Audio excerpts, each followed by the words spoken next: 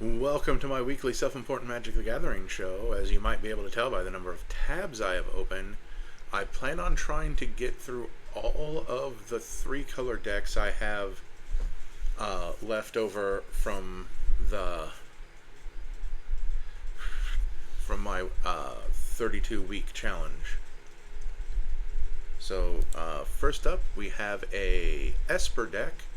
Just named it Half Dane because I couldn't think of anything clever. Starting over here, we have the Ever-Changing Dane. This is a cool guy, I think.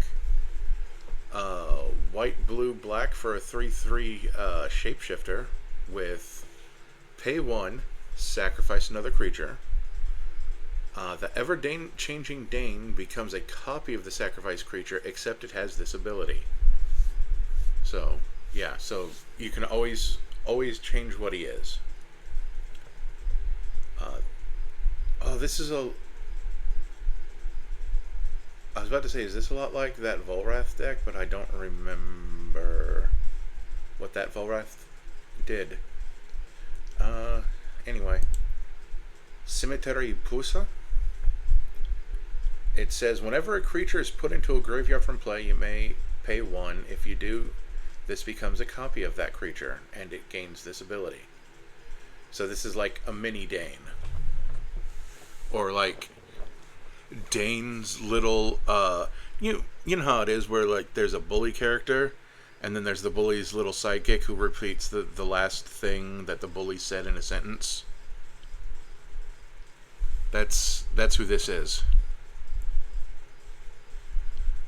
And then we got the original printing of the Half Dane. A lot of the, which shows that the Half Dane is a Legends Retold, but a lot of the Legends Retold had their original version reprinted. This wasn't one of them, though I feel like it should have been. Some didn't get theirs reprinted, it makes sense. Like the Talentless one that gives bonuses, that said that creatures without abilities can't be blocked by creatures with abilities. Her base form was just a vanilla creature, so I can understand why they didn't reprint that one. But they reprinted Stang, so Half Dane I think would have been fine to reprint. So when Half Dane enters the battlefield, he is a 3/3 creature, same as the other one. But during your upkeep, Half Dane acquires the current power and toughness. Oh, current. I like how it says current. Because it could have said base instead of current, but it says current power and toughness of target creature other than Half Dane. That's actually kind of funny good. If there are no legal targets, Half Dane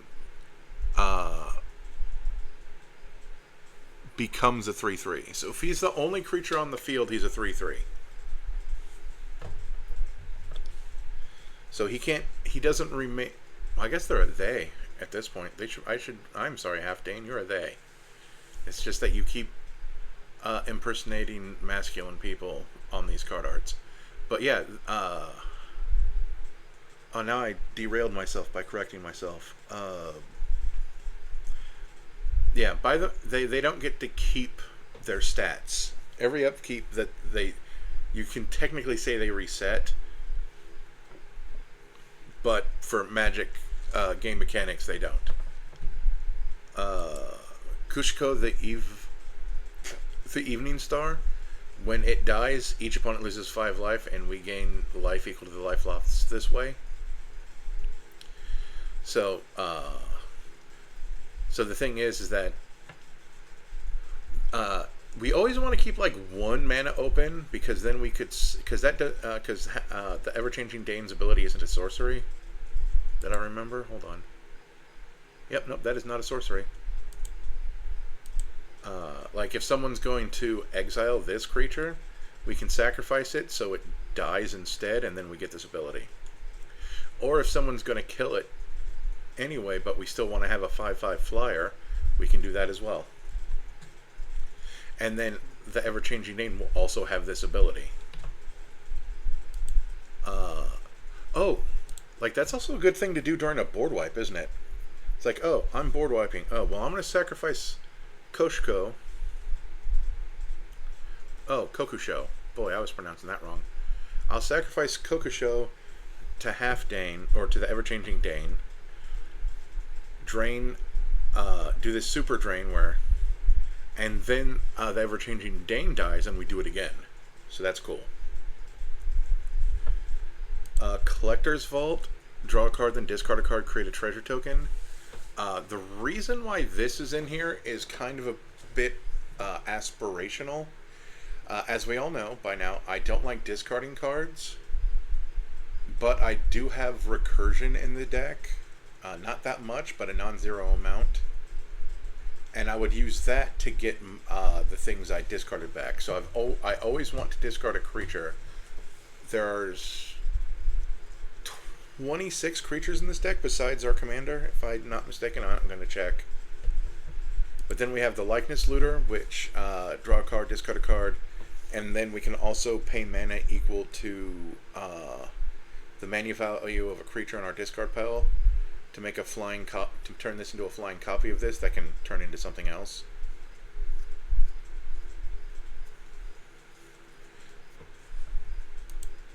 Then we have Rona, Herald of Invasion.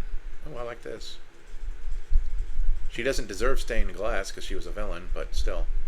Whenever you cast a legendary spell, she untaps. That's fine.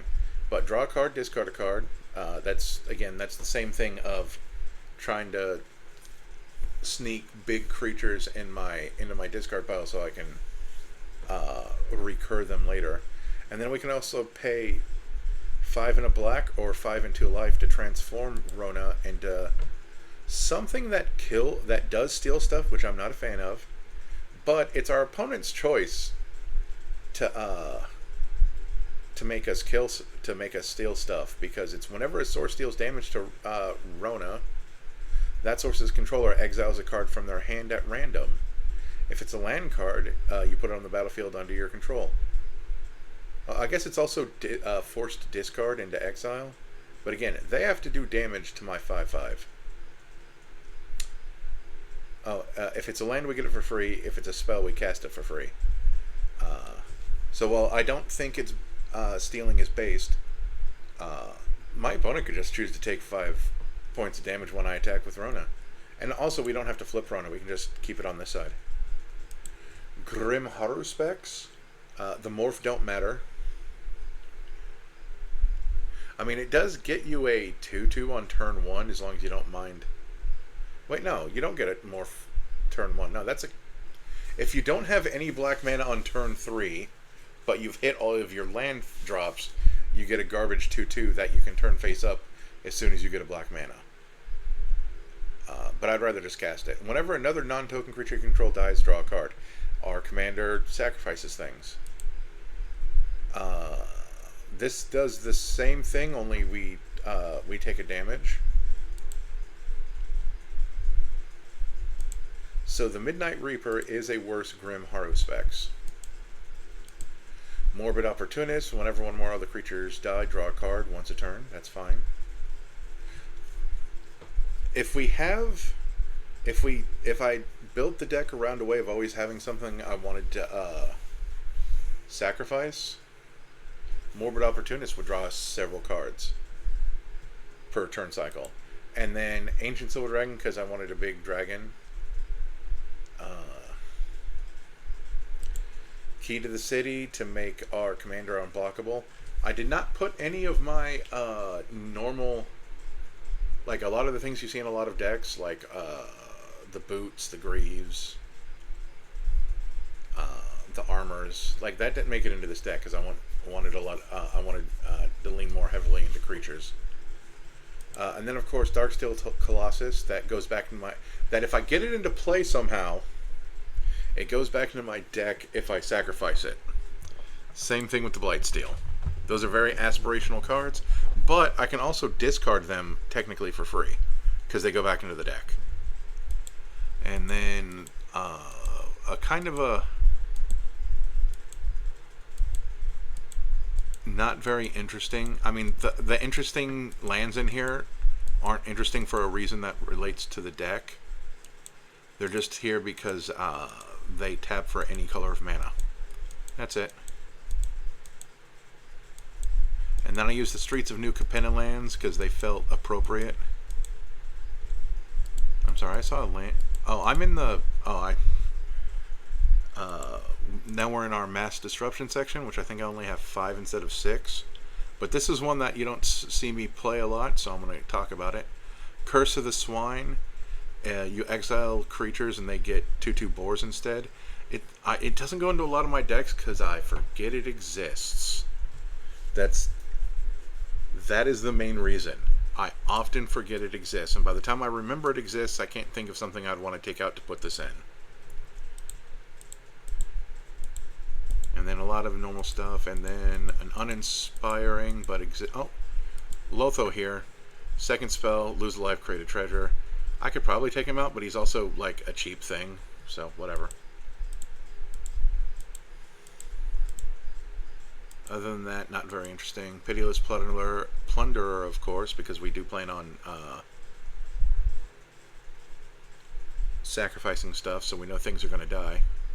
Things of ours, at least. Suchi Cave Guard. What's funny is that there is a smaller one of this that costs 4 mana and gives you 4 mana back. That's not in the deck, although, man, now I'm kind of tempted to put that one into the deck. That should have been the bottom of ramp, wherever that is. There it is, yep.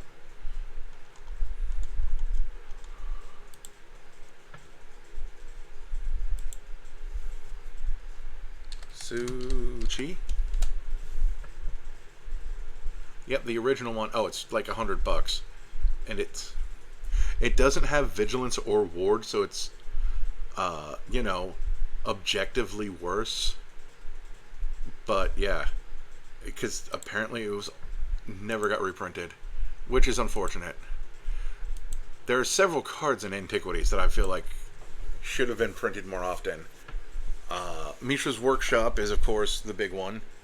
It's a several $1,000 card for something that doesn't do any. Well, I guess it's a game changer now. They put it on the game changer list because they realized that if you're running artifacts.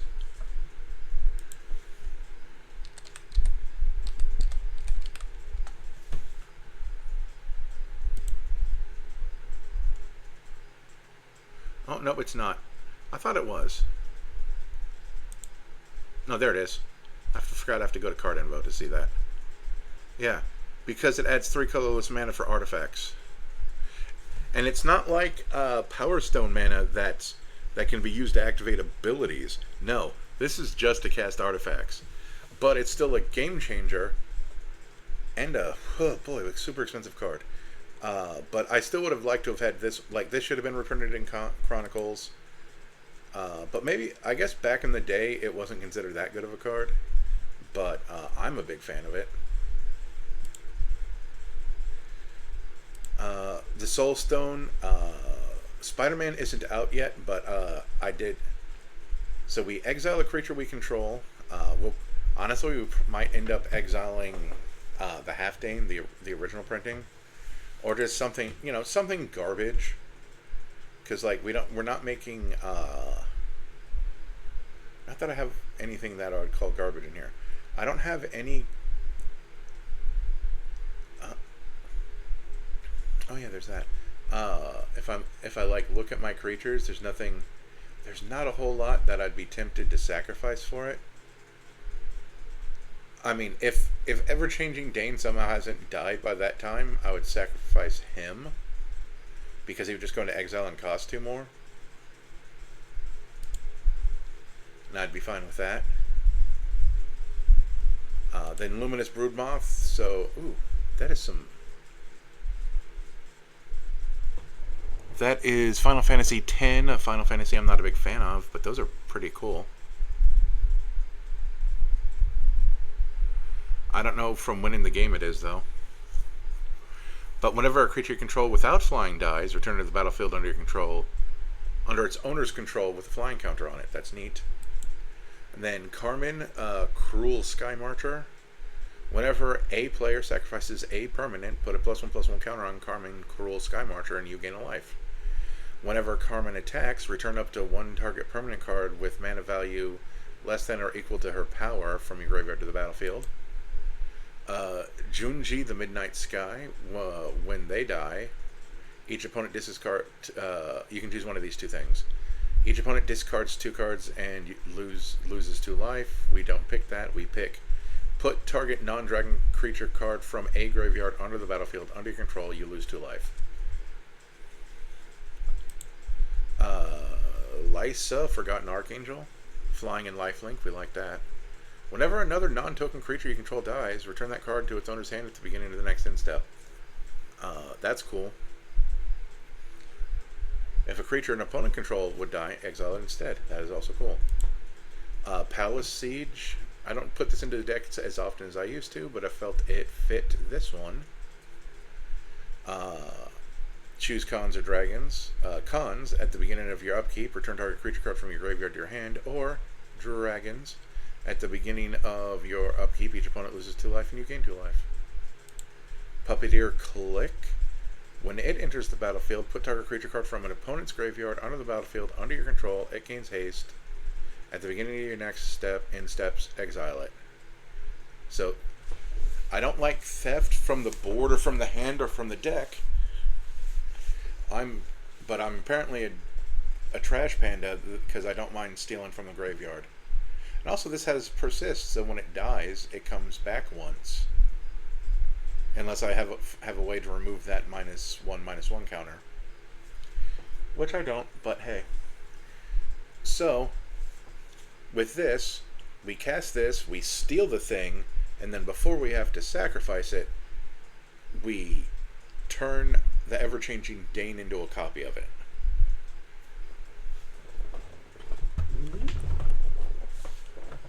Ancient Brass Dragon to take stuff out of discard piles. Shieldred to get stuff back out of our pile and make our opponent sacrifice stuff. Shieldred, I think I like more than Elish Norn. I like them both, but Elish Norn is kind of stuck up, in my opinion.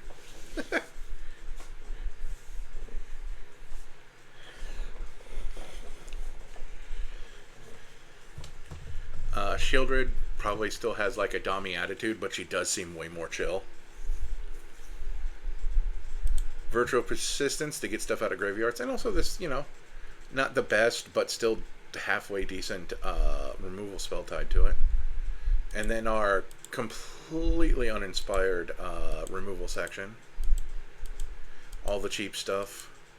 Anguish, then stuff to make sure that gets targets, or that targets permanents or non-land permanents, then Baleful Mastery, Outer End. But here we go. When this dies, exile target permanent. So, it's technically 6, but until we need it, it's at least a flying 4/4. And then this was funny as soon as I saw him, because this guy was in the in one of the pickup weeks, and I was like, man, this deck is...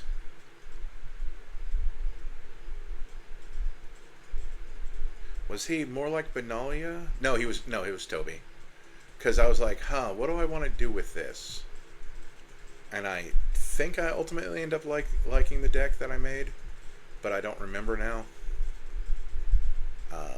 But whenever it dies, for each non-token creature you control that died this turn, create a 2/2 black zombie creature token.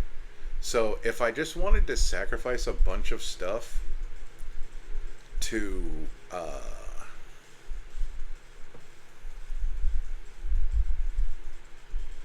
the ever-changing Dane, I could sacrifice this last. But you know, everything else would have to be stuff with dies triggers, obviously. But then all of the, you know, like some of the dragons and that thing that exiles a thing, so that, or Wormcoil Engine. Ancient Gold Dragon makes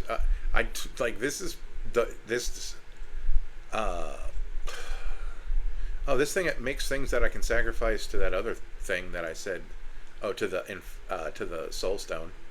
But this thing costs so much more. Oh wait, no, it's 7 to activate the Soul Stone. So this is, you know, we're still waiting a little bit.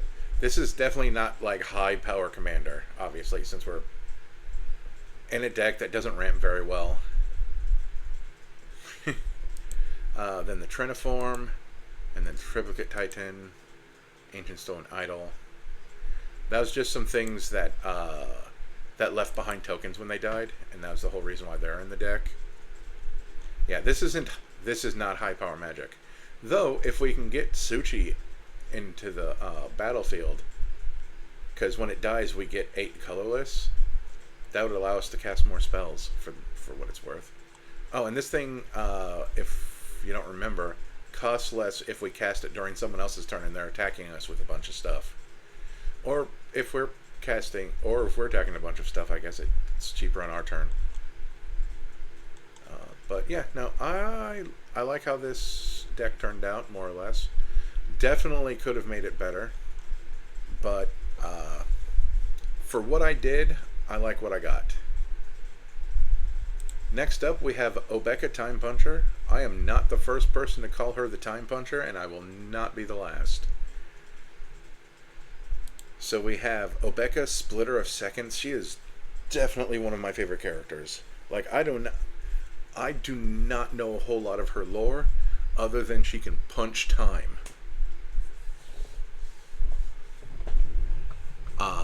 And man, no, she is, honestly, she is a very attractive woman, just for her presumed personality of where she doesn't take nobody's crap. Yeah. Whew. So she's 1 Enegrixis for a 2/5. You know what we say about creatures that have more toughness than power. She has Menace, because of course she does. And whenever Obeka, Splitter of Seconds, deals combat damage to a player, you get that many additional upkeep steps after this phase. You're living on borrowed time. Oh yeah, no, she's great. So my goal with my version of this deck was, I was looking at all, like, it's very easy just to fill up on cards that say during your upkeep do a thing, and I was like, you know what, I'd rather not just put all of those in this deck and just leave it to the ones that I felt were the best, even if I don't have a bunch of things.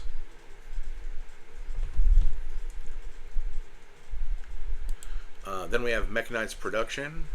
Enchant an artifact you control. I like how it says you control, because there's a creature called Relic Robber, I think it's called. It's red, and it says when it deals combat damage to a player, they get this 0/1 can't block artifact that deals them 1 damage during their upkeep. And it would be funny to do a race against time, because when you enchant, because I believe when you enchant someone else's creature, they control the enchantment even if you own it. But it would be funny to do this kind of race against time where they're taking consecutively more damage each turn, to see if you can defeat them before they get 8 of those things. At the beginning of your upkeep, create a token that's a copy of enchanted artifact. Then if you control 8 or more artifacts with the same name as one another, you win the game. The artifacts that have the same name do not have to be the artifact that this is enchanting. I just think it's funny. And also, yeah, beginning of your upkeep. And we want multiple upkeeps.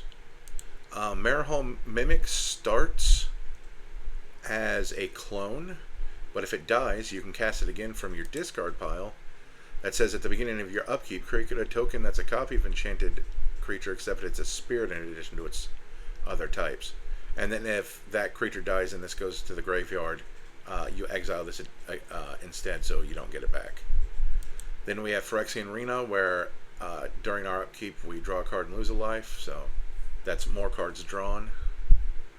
I thought about cards like Dark Confidant that do this, but you lose life equal to the mana value of the card, and I was like, no. No, no, no, no.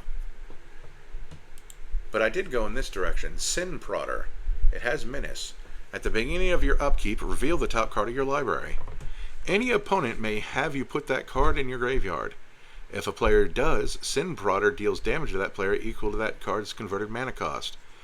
Otherwise, you put that card into your hand. I like the little game that plays. Because if you reveal a land, your opponent can go, you don't get that land, and they don't take damage because its mana value is 0. They may also just let you have the land. It's really up to them and whether they like you or not. Tavern Brawler. Commander creatures you own have. At the beginning of your upkeep, exile the top card of your library. This creature gets plus X plus O until end of turn, where X is that card's mana value. You may play that card this turn. The problem with this, though, is that I don't think I have any additional combats. And honestly, exiling isn't that good, so I am going to replace this card with another card. I don't know what. We'll get there when we get there. But because unless we have a lot of mana, getting extra, like drawing those extra cards, getting those extra upkeeps doesn't help. That card doesn't help as much as I thought it did. The Ninth Doctor. Whenever the Ninth Doctor becomes untapped during your untap step, you get an additional upkeep after this step. So this just gets us an additional upkeep at the beginning of our turn. That's just what he does. He's just an additional upkeep, since we were already working in that direction. Graveborn Muse. At the beginning of your upkeep, you draw X cards and you lose X life, where X is the number of zombies you control. Well, this is a zombie, so this is 1 in 1. That's fine. So it's Phyrexian Arena, only we get a 3/3 zombie spirit on top of it, which makes it better than Phyrexian Arena, in my opinion. Everyone who runs Phyrexian Arena, why are you not running Graveborn Muse? It's not a game changer. It doesn't have any points in Canadian Highlander. Twilight Prophet. This is even better. So it has flying, but it also has Ascend. If you control 10 or more permanents, you get the city's blessing for the rest of the game. At the beginning of your upkeep, if you have the city's blessing, reveal the top card of your library and put it into your hand. Each opponent loses X life and you gain X life, where X is the card's mana value. So that's sweet. Razalon, the War President. At the beginning of your upkeep, you lose 2 life and exile the top card of your library. He's kind of built-in greed, only it's into exile instead of drawing it. You may play that card for as long as it remains exiled. So that's why that's better than that other card, because this doesn't give you a time limit. Each non-creature spell you cast from exile has Conspire, which means you can tap 2 untapped creatures you control to copy that spell. We don't have a whole lot of instants and sorceries. Well, we do have a good number of non-creature artifacts, but yeah, no, that's all good. Seymour Flux. This is just a more expensive, that one zombie.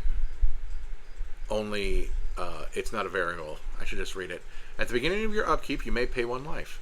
If you do, draw a card and then put a +1/+1 counter on Seymour Flux. So it's a more expensive, better than Phyrexian Arena. Shadow of the Second Sun, because this thing's hilarious. Enchant player, that player is us, for the record. At the beginning of enchanted player's post-combat main phase, there's an additional beginning phase, which means we get an untap, another upkeep, and another draw. So this is even more upkeeps.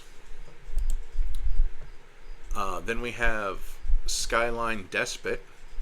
When Skyline Despot enters the battlefield, you become the monarch. That's cool. At the beginning of your upkeep, if you're the Monarch, create a 5/5 red dragon creature token with flying. Sweet. Is this still in the card draw section? Yeah. I guess this is the card draw section because becoming the Monarch allows you to draw cards. Sphinx of the Second Sun. At the beginning of your post-combat main phase, there's an additional beginning phase. So this is a creature version of that Second Sun thing from earlier. And then creature can't be blocked. Creature can't be blocked except by walls. Creature can't be blocked. Creature can't be blocked if its power is 3 or less, which our commander has a power of 2. Scry on our upkeep, and also target creature control can't be blocked this turn. And then our lands.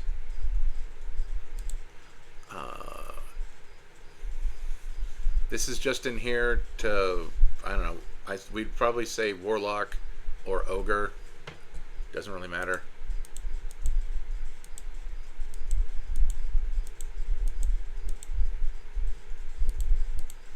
We do plan on having artifacts, I guess.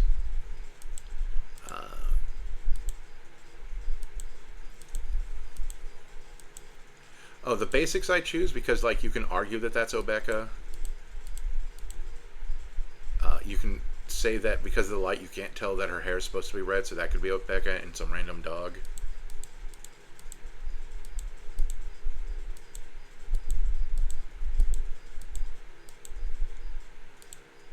And I just thought this was cool. I think that's supposed to be Imrakul, because I think that's one of the Eldrazi, and the other two are more humanoid, I think. Then the Tainted Lands, because I like them. Urborg, Tomb of Yawgmoth to give everybody swamps. That may or may not ever be important. Then the Shadow Spear to give us +1/+1, trample on lifelink. And, you know, lose hexproof and indestructible on other people's stuff. Mirror Shield so we don't have to worry about opponents' death touch. Oh, this goes in a different section.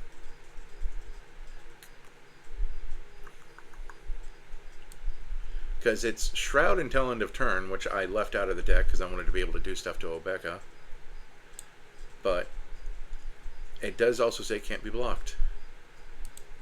And then that's hexproof and haste, hexproof, indestructible, indestructible. This was my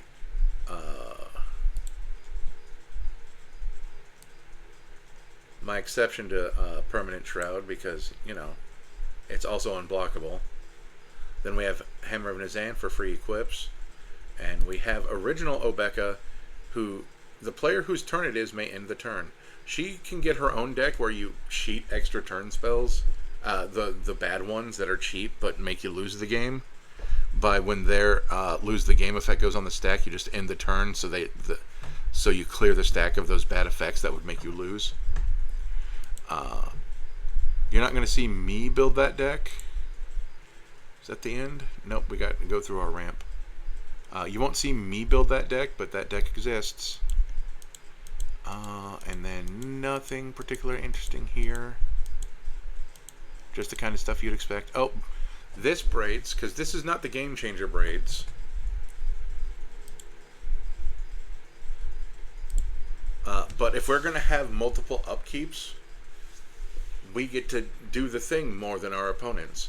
At the beginning of each player's upkeep, that player may put an artifact, creature, or land from their hand onto the battlefield.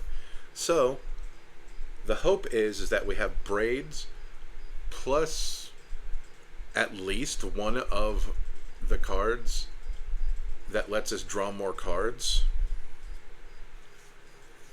So when we do our extra upkeeps, we just draw cards and put stuff directly into play. And that we get to do that more than anybody else. And since this is mono blue, this is braids when she still had something resembling sanity, I guess. Oh wait, no. This is originally a time spiral. I mean, not a time spiral. A planar chaos card. Let's go over here to all printings. Yeah. Planar chaos, yeah. So this is a version where braids wasn't a maniac. Then Shieldred to get stuff back and make people sacrifice, Virtual Persistence. But we don't have the one that puts them in our hand because didn't want that. We wanted to put stuff directly into play. And also, I mean, we could put that in here. Now that I freed up a spot.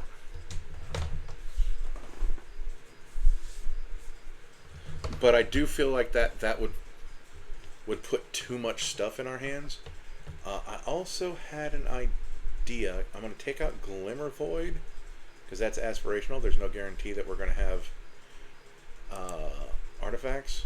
But I do want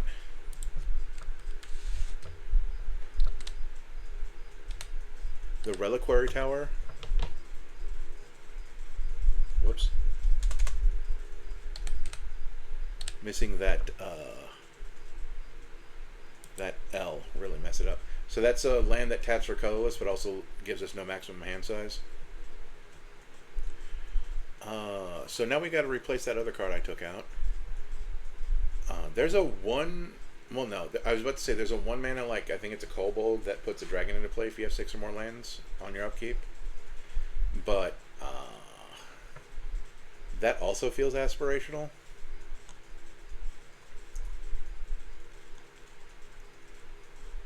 So I mean, that's also removal bait. Like, technically, it's like it's either you either remove it or it's a problem. So I think I will put it in. I don't remember its name, but I think it was a Kobold with mana value 1.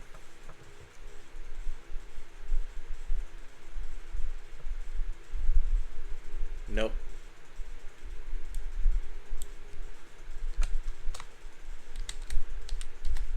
I was wrong.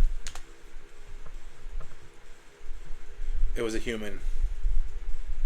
The Dragon Master Outcast. At the beginning of your upkeep, if you control 6 or more lands, you get a 5/5 dragon with flying.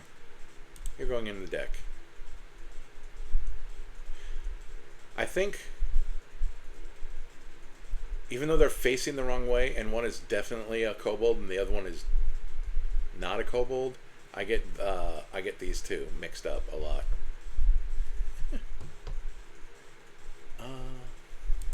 But yeah, no, that's this deck.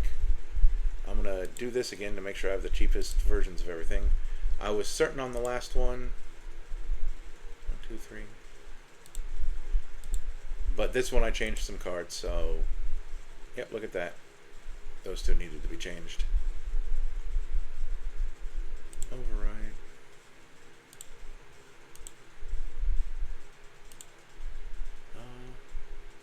Could this deck be better? Probably. Don't care.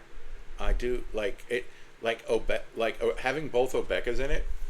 Waste of space to have the second Obeka, but don't care. We want both Obekas because we want them. So this next one is a bracket 1 deck because it's silly as all heck. Because I could, like, you could easily, much more easily make a good deck than the deck I made. But here we go. We got Tetsuo, Imperial Champion. This is the Tetsuo, if I'm not mistaken, that kills Nicobolus. Not that it's stuck, but it's something he got to do.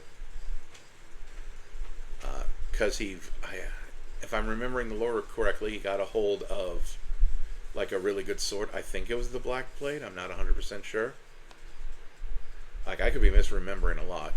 In fact, look it up because it's cool. But when Tetsuo, Imperial Champion, attacks, if it's equipped, choose one. Tetsuo deals damage equal to the highest mana value among equipment attached to it to any target. So the obvious thing here is to give him Excalibur. Find a way to get Excalibur onto Tetsuo to do 12 damage to any target. It is not commander damage, it is not combat damage, but that is still 12 damage. like you want him to have the Basilisk color, or I suppose the Shadow Spear, and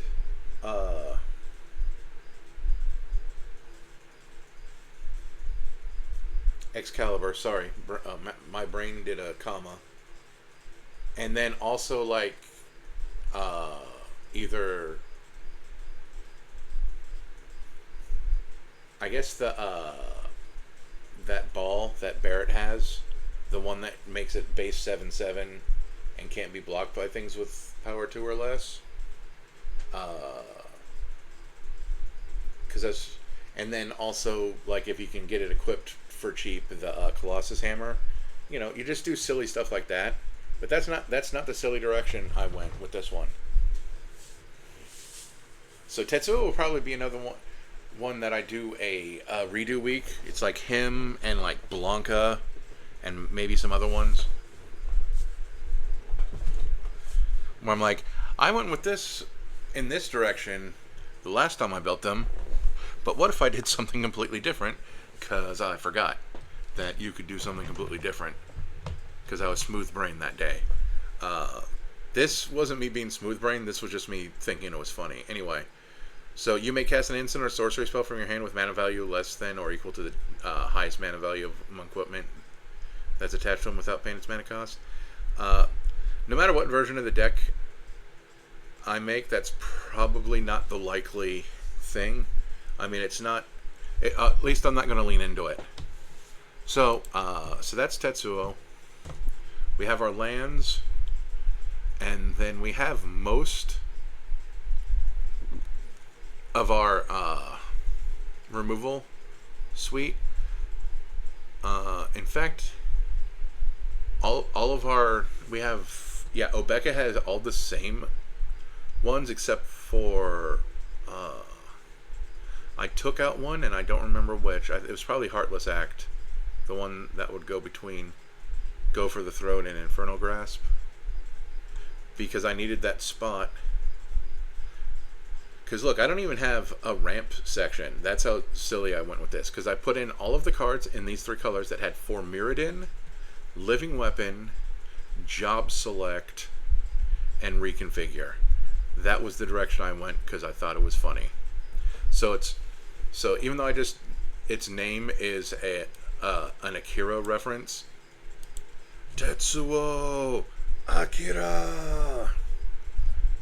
This really is just Tetsuo and a bunch of NPCs.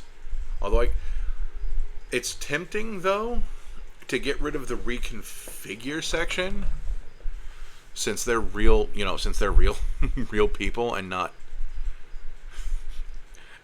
token creatures. But if I took out those 12 cards, I'd probably just put in ramp, because that's what these things are replacing if you look at how many cards there are. But it's like I could also take out my removal section, but I do feel like Bracket 1 still wants to try to win games. But someone can tell me I'm wrong, and I can remove the removal and then put in ramp and other stuff.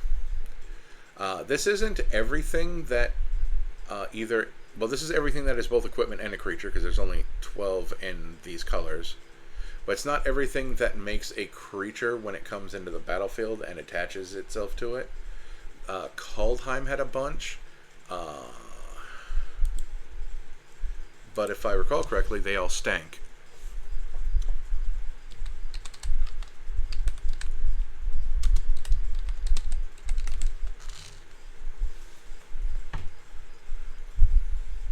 That's Kaladesh.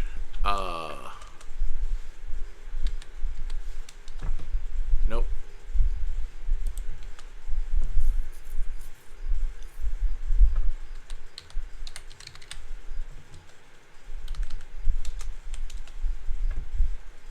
Nope. Boy.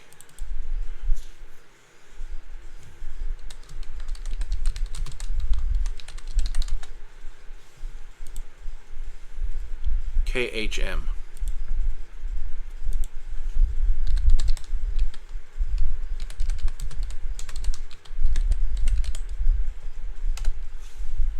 Yeah, there was all of these things where it had attacks.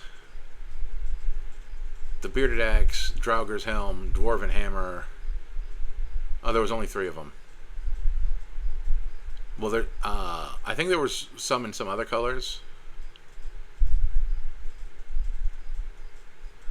But these are garbage, I think.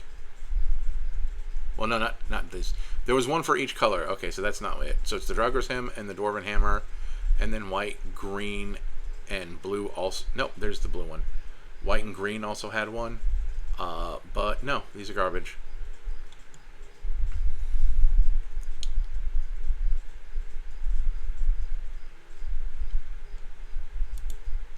But I could take out stuff for them.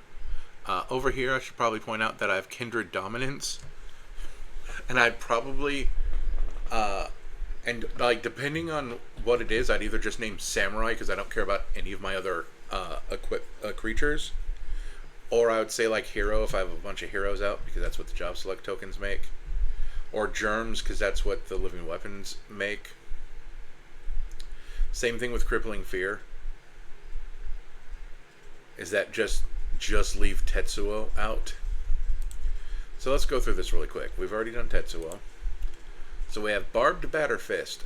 Everything with 4 Mirrodin creates a 2/2. I think they're all red rebels. Yep. And then this automatically attaches to it. So equip creature gets +1/+1. With an equip of 1, that's fine. As long as it's your turn, equipped creature has first strike and trample. That's sweet. The equip is 2 in a red, so that's a little bit more expensive, but it's fine. Blade of Shared Souls. Whenever Blade of Shared Souls becomes attached to a creature, for as long as Blade of Shared Souls remains attached to it, you may have that creature become the copy of another target creature you control. That is, like, if I were to just take cards out of it to make the deck better, here's one.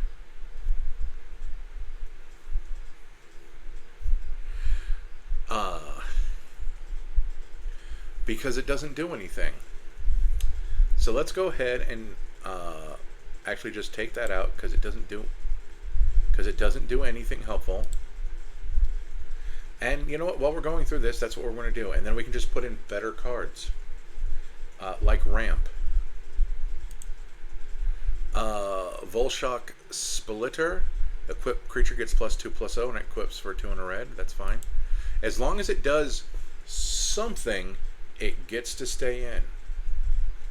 Or at least something that helps the deck. Like becoming a copy of another token creature or another creature. Don't matter. +2/+2 flying and haste. +2/+2, and then whenever it attacks, if it's the first combat phase, you get another combat phase on tapping all of your attacking creatures. Neat.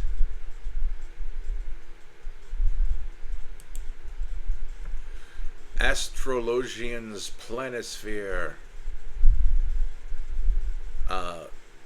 Okay, yeah, so we're on to job select now. When this equipment enters, create a 1/1 colorless hero creature token, then attach this to it. Equipped creature is a wizard in addition to its other types. See, that's some interesting stuff. When I have my Kindred Dominance out. Whenever you cast a non-creature spell, which most of the things in this deck are, and whenever you draw your 3rd card each turn, not going to happen, you get a +1/+1 counter on the creature, so that's cool. Black Mage's Rod. Equipped creature has +1/+0, and whenever you cast a non-creature spell, which again, most of the spells in this deck are not creature, it does 1 damage to each opponent and is also a wizard. Monk's Fist. +1/+0 and is a monk in addition to its other types. Red Mage's Rapier. Equipped creature has, whenever you cast non-creature spell, this creature gets +2/+0 until end of turn, and is also a wizard again. Sage's Noliths. Equipped creature gets +1/+0. Has whenever this creature attacks, untap target attaching creature and is a cleric into its types. So you can either untap something else or, well, something gets pseudo vigilance. Blue Mage's Cane. Equipped creature gets +0/+2. Not super helpful, but not helpful. Is a wizard in addition to its other types. So there's a weird chance that I could Kindred Mastery Wizard. If Tetsuo is equipped with one of these, and then I have other heroes out that have one of these equipped. Whenever this creature attacks, exile up to one target instant or sorcery card from defending player's graveyard. Stealing from graveyards is fine. If you do, copy it. You may cast the copy by paying 3 generic mana rather than paying its mana cost. That's sweet. Dark Knight's Great Sword. Equipped creature gets +3/+0 and is a knight. But also it's pay 3 life to equip it, so yeah. Ninja's Blades, +1/+1, is a ninja, and whenever this creature deals combat damage to a player, draw a card, then discard a card. That player loses life equal to the discarded card's mana value. That's pretty sweet. We don't have a whole lot of expensive stuff in this deck, but that's still kind of cool. Reaper's Scythe.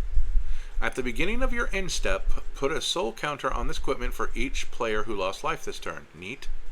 Equipped creature gets +1/+1 for each soul counter on this equipment and is an assassin in addition to its other types. Cool. Like, these aren't great, obviously, but they're cool. Samurai's Katana. Equipped creature gets +2/+2, has trample and haste, and is a samurai and it's from its other types. So we can turn Tetsuo into a double samurai. That's not how it works.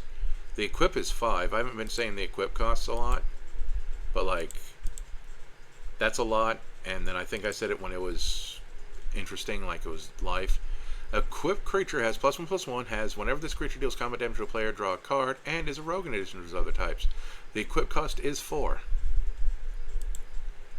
Warrior's Sword. Equipped creature gets +3/+2 and is a warrior, and the equip is 5, so some of these are kind of expensive. And we have no free equip things, like Hammer of Nizan isn't in this deck. And then, I think this is the exact same lands. Yep. Oh, that's why. Glimmer Void was in this deck, because there are so many artifacts.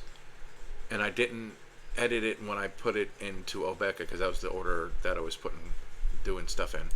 And then this is a reference to, I think, before killing Nicobolus, Tetsuo worked for Nicobolus, so I wanted to have one of the lands with a dragon shadow. And this was the best one of the 3. And then you can pretend that it's Tetsuo on that horse. So far away you can't really tell gender.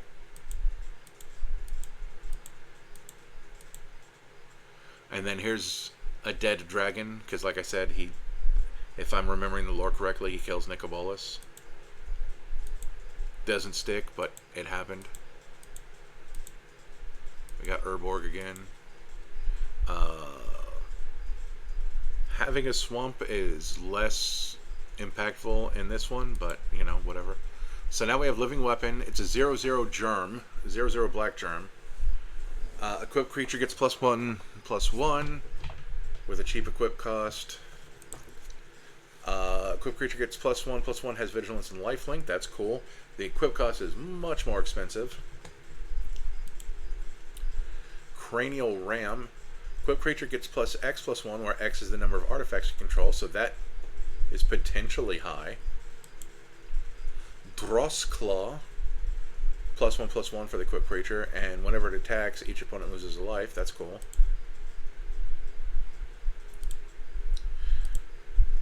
Mortar Pod. Equipped creature gets +0/+1 and has sacrificed this creature. This creature deals 1 damage to target creature or player. That's not very good, but like, if there's going to be a board wipe, you may as well. Meh. Nettle Cyst. This is one of the big living weapon ones. Equipped creature gets +1/+1 for each artifact and/or enchantment you control. Sickle Slicer. Equipped creature gets +2/+2. Some of these aren't good, but it doesn't matter. Bone Horde. Equipped creature gets +X/+X, where X is the number of creature cards in all graveyards. We are not contributing to that. Like, we have 13 total creatures, and one of them ain't staying in the graveyard. Lash Wraith. Equipped creature gets +1/+1 for each swamp you control. Oh, there we go. There's something that that Urborg Tomb of Yawgmoth can matter for. And the equip cost is 2 Phyrexian mana. And a Phyrexian mana is either the mana of its color or 2 life. So there you go. Skin Wing. I mean, I know all wings are skin, but when you say it like that. Equipped creature has +2/+2 and flying. It costs 6 to equip. Good lord. Batter Skull. This is the cheapest version, and that's annoying. Equipped creature gets +4/+4 vigilance and lifelink, and also you can return it to your hand from the battlefield for 3. Equips for 5.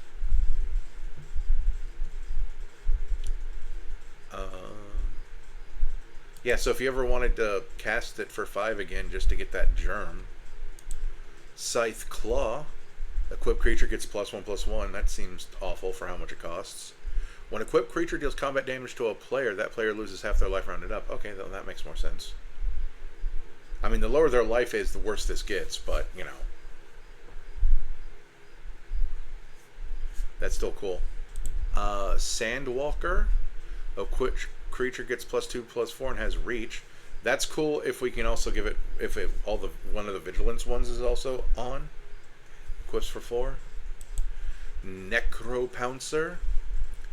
Equipped creature gets +3/+1 in haste. Cauldron Complete. Y'all saw that coming. This time I actually have a reason for it to be in the deck other than gives indestructible, because it has living weapon, so that's actually on theme with the deck.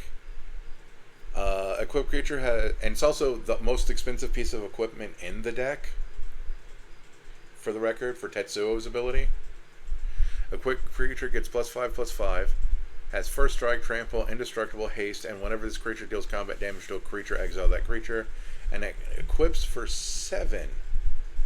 And now we have the creatures that are also equipment, so they have reconfigure. This is the Rabbit Battery. Equipped creature gets +1/+1 and has haste. So I don't have to say that everything again. Whenever the equipped creature gets plus whatever, that's always the power and toughness of the creature. So, and you can assume every one of these does that. Whenever Simian Sing or equipped creature becomes blocked, it deals 1 damage to the defending player, so that's neat. +2/+1 and ward 2. Base power and toughness 5/5, which I do believe is an improvement on a 3/3. Yep.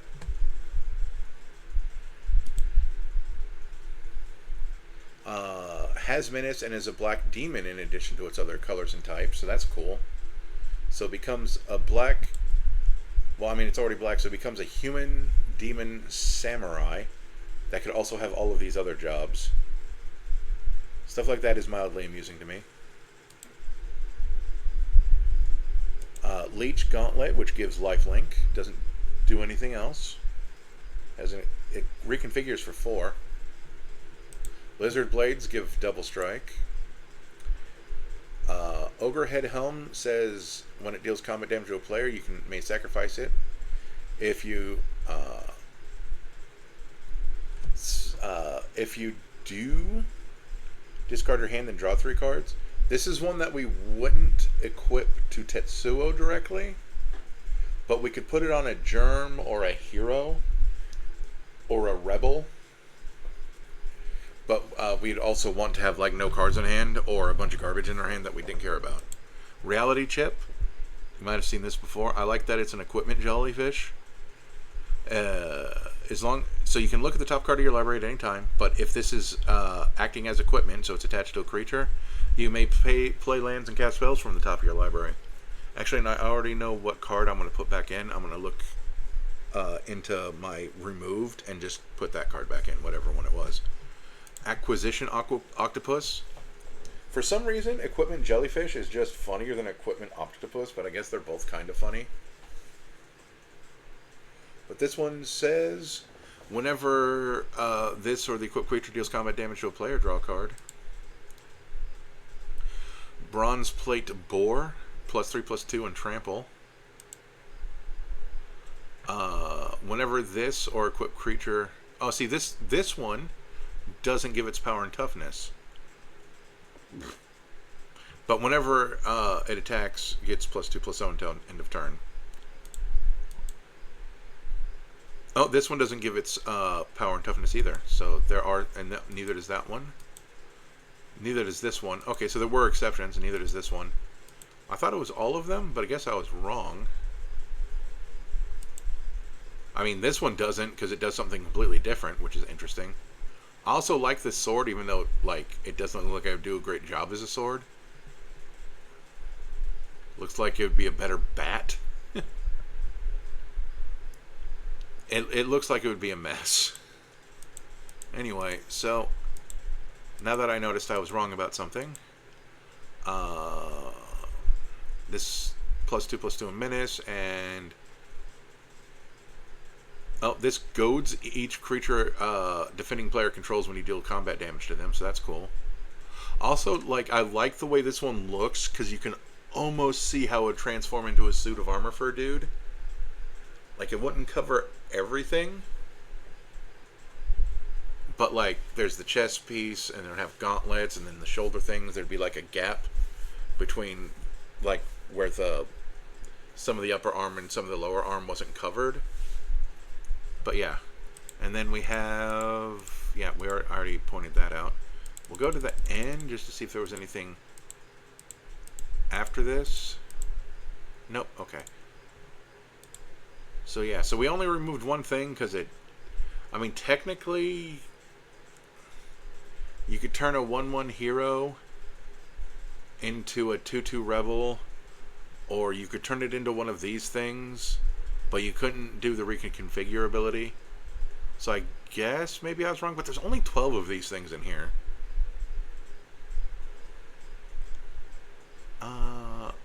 So let's go back in here. Let's go back in here. Let's go over here. Oh, I removed Cast Down. Blade of Shared Souls. Well, I guess you don't make it look like a rebel because that's the rebel what it started as. And yeah, so it would have to copy. It would have to copy one of the 12 equipments. So you know what? We're just gonna put it back in. Because what's nice about this deck is that I never have to update it unless, like, new lands come out that are better. Because they're probably not gonna do more for Mirrodin again. They're probably not gonna do reconfigure again. I do hope they do reconfigure again. Because honestly, if they give me another 8 to 11, I guess. 8, no. So 8 would be 20. An 8 or 13, so I can be like 20 to have 20 to 25 total in these 3 colors. I'd redo this deck and take out 4 Mirrodin, Job Select, and Living Weapon. Because that would give me 18 cards that I would just do something else with. And only do reconfigure. Because Tetsuo's... I don't know about... Not this guy specifically, but his family is originally from Kamigawa. So that's why this would be cool if there were more reconfigure. I don't think they're going to give us any new living weapons. Unless we get another Final Fantasy sled, I don't think we're going to get more Job Select. And honestly, I think they did almost all of the jobs they could do. Well, no, I mean, Yeah, because they gave us Archer, right? Like, these are just the ones that are in this color. And then I don't think we're getting for Mirrodin again. Anyway, like, this deck is objectively kind of bad, but I still like it, and bracket 1 decks should be decks that you like, whether or not they're good. So now we have Mana Burn, which I probably have the worst version of Yurlok of Scorch Thrash of anyone who's ever lived. But that's fine. Yurlok is 1 in Jund for a 4/4 Vashino Shaman with Vigilance, and a player losing unspent mana causes that player to lose that much life. This used to be called Mana Burn, and it used to be a rule that you'd that when you lose unspent mana during steps and phases changing, you'd lose life. I do kind of miss Mana Burn because it made people to be slightly more responsible. But pay 1 and tap. Each player gains Jund. And if they don't have anything to spend it on, they lose life. And then, because it's funny, Rug of Smothering. Whenever a player casts a spell, they lose 1 life for each spell they cast this turn. The Lord of Pain. Is that all one section? Yes, okay, good. Your opponent, Menace, your opponents can't gain life, and whenever a player casts their first spell each turn, choose another target player. The Lord of Pain deals damage equal to that spell's mana value to the chosen player. The get around this, by the way, if you're ever scared of this, cast a low mana value spell first.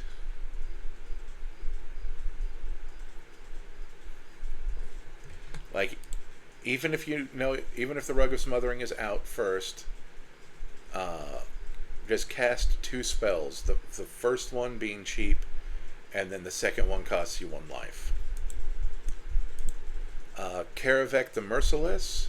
Whenever an opponent casts a spell, Karavek the Merciless deals damage equal to that spell's mana value to any target.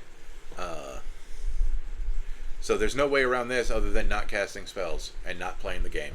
But this thing also costs 7, so it's not like you're going to see it anytime soon. Valgavoth, Harrower of Souls. Ward, pay 2 life, flying. Whenever an opponent loses life for the first time during each of their turns, so if they've been irresponsible with their mana, put a +1/+1 counter on Valgavoth, Harrow of Souls, and draw a card. Oh, there we go. Eladamri's Vineyard. At the beginning of each player's pre-combat main phase, they get 2 green. Have the free mana, hope you can use it.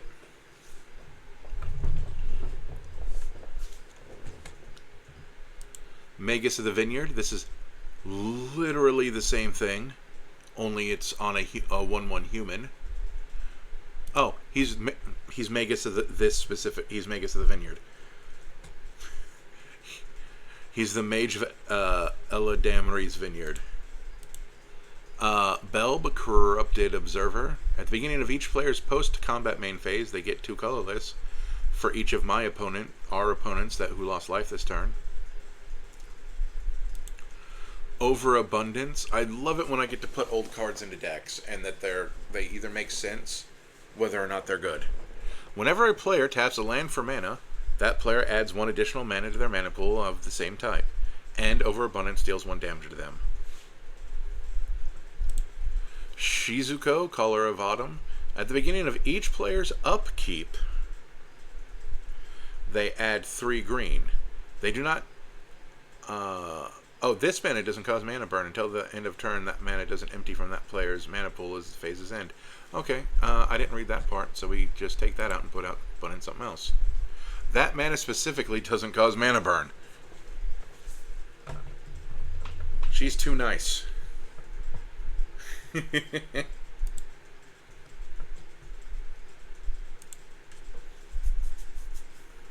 Choose a player. That player gets a mana of any color of their choice, but they still get a mana. Barbed Flare Gremlin.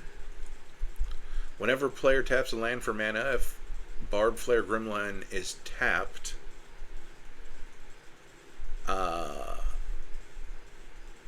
they get an additional mana of any type that land produced, and then the land deals 1 damage to them, not the gremlin, the land. Blinkmoth Urn. At the beginning of each player's pre-combat main phase, Blinkmoth Urn is untapped. That player gets a colorless mana for each artifact they control. That's kind of funny. Then I believe this is just a bunch of uninteresting lands.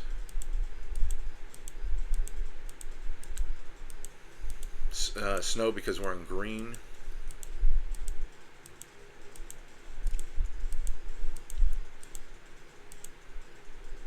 Power Surge. At the beginning of a player's turn, before the untap phase, that player must take a counter from his or her...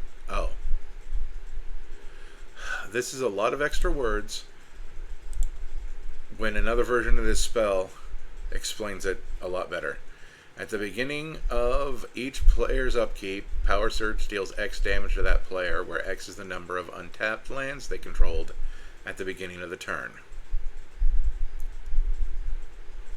So we're punishing them for not tapping lands. Citadel of Pain. At the end of each player's turn, Citadel of Pain deals X damage to that player, where X is the number of untapped lands they control. Notice how this costs 1 red less, but 1 mana more overall. That's because doing it at the end of their own turn is actually much better than waiting until their upkeep, because they have everybody else's turn to use that mana. War's Toll. Whenever an opponent taps a land for mana, tap all lands that player controls. We have a non-bow here,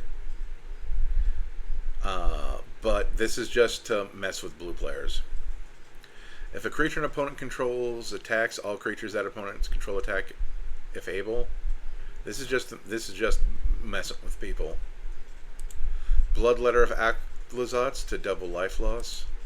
This doubles life loss but slower, and also can flip into this. That can be indestructible or flying at random. Wound Reflection to double life loss. Heartbeat of Spring. Whenever a player taps a land for mana, they get 1 additional mana.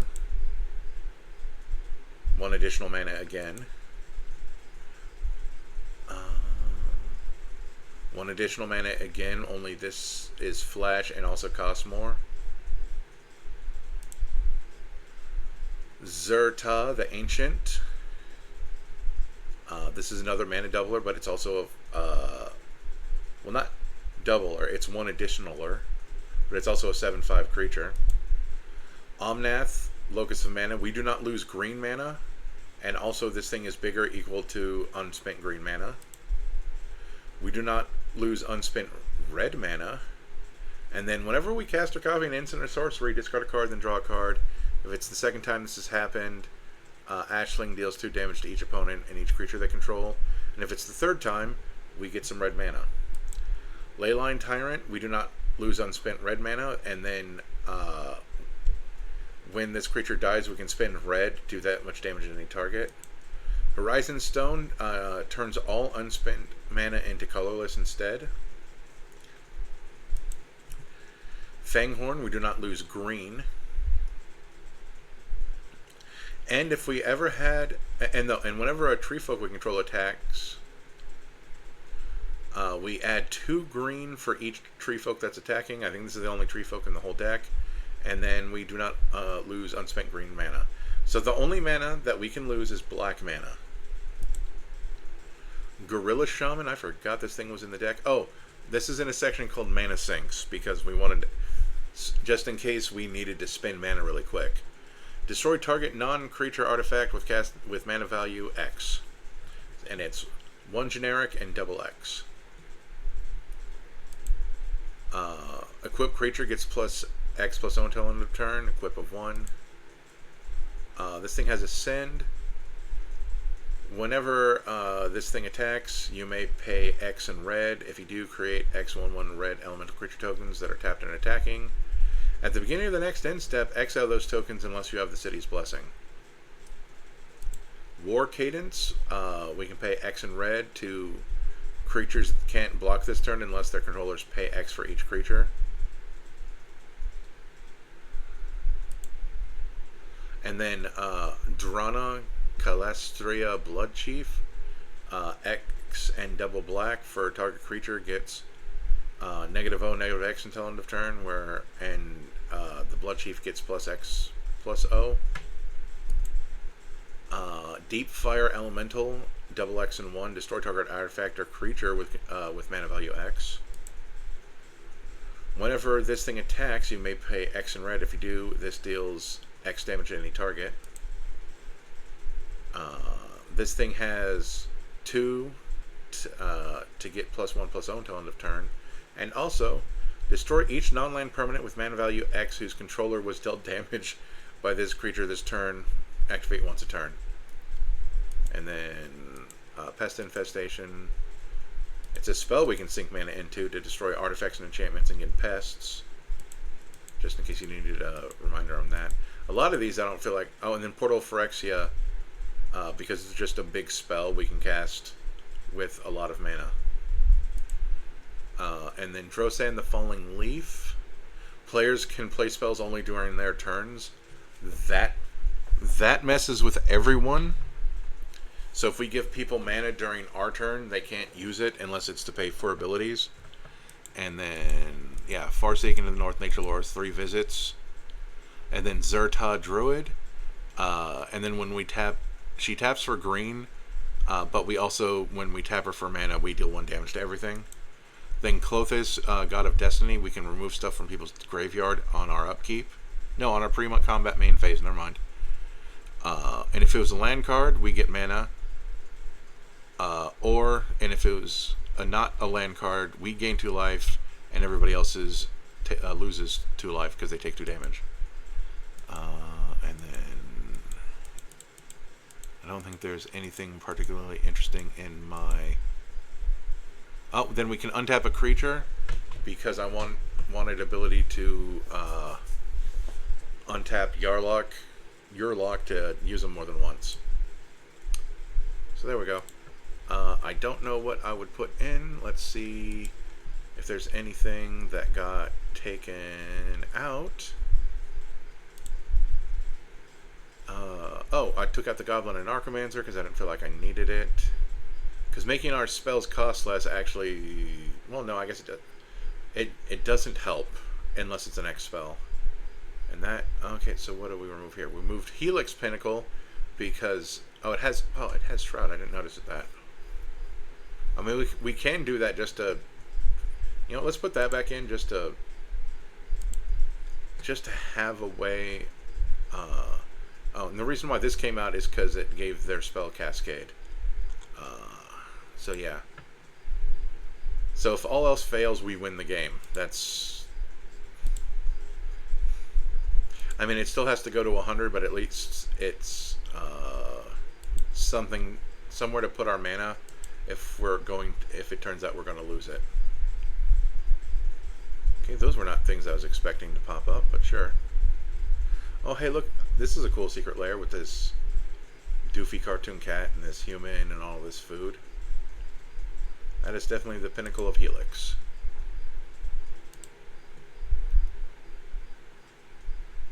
So there's probably people with better versions of this. This thing's also kind of handcuffed to my brain. And then we have another Legends Retold because I love all of them. This is Xira, the Golden Sting. 1 in Jund for a 3/3 insect assassin with flying and haste. Well, I like that it has haste. Whenever Xira the Golden Sting attacks, put an egg counter on another target creature without an egg counter on it. When that creature dies, if it had an egg counter on it, draw a card and create a 1/1 black insect creature token with flying. The drawing the card is way more important than the insect creature, but hey. Combat Celebrant to get more combats. Anzrag to potentially get more combats, or just deal 8 damage to something, you know. Both are good. Genji Glove to get more combats. Karlak to get more combats. Port Razor to get more combats.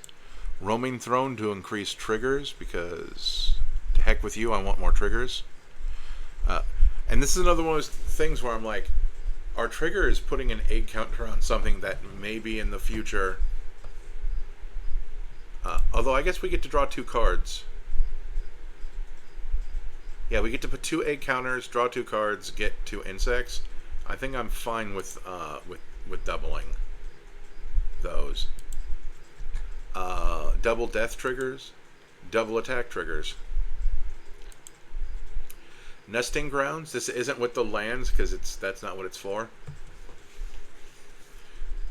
So this is kind of a mildly interesting piece of tech. It says move a counter from target permanent you control onto a second target permanent. Activate only as a sorcery. Well, the Ozolith.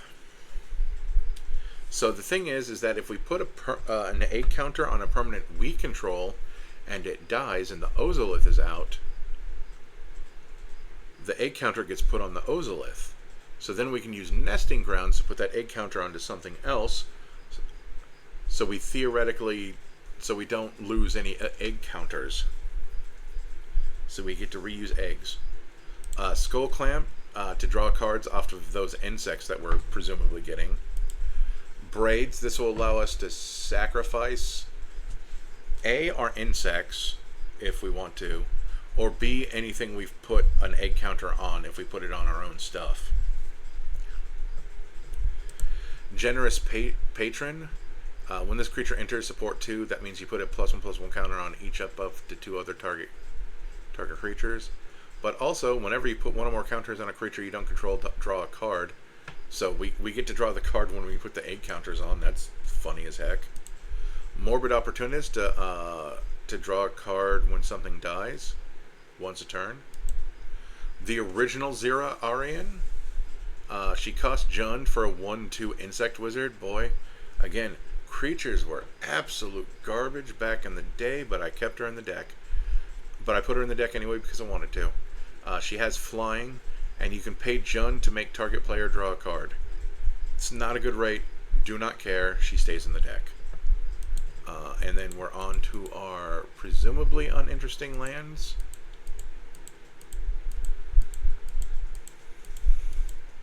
Other than pointing out again that we're using snow lands because we're in green.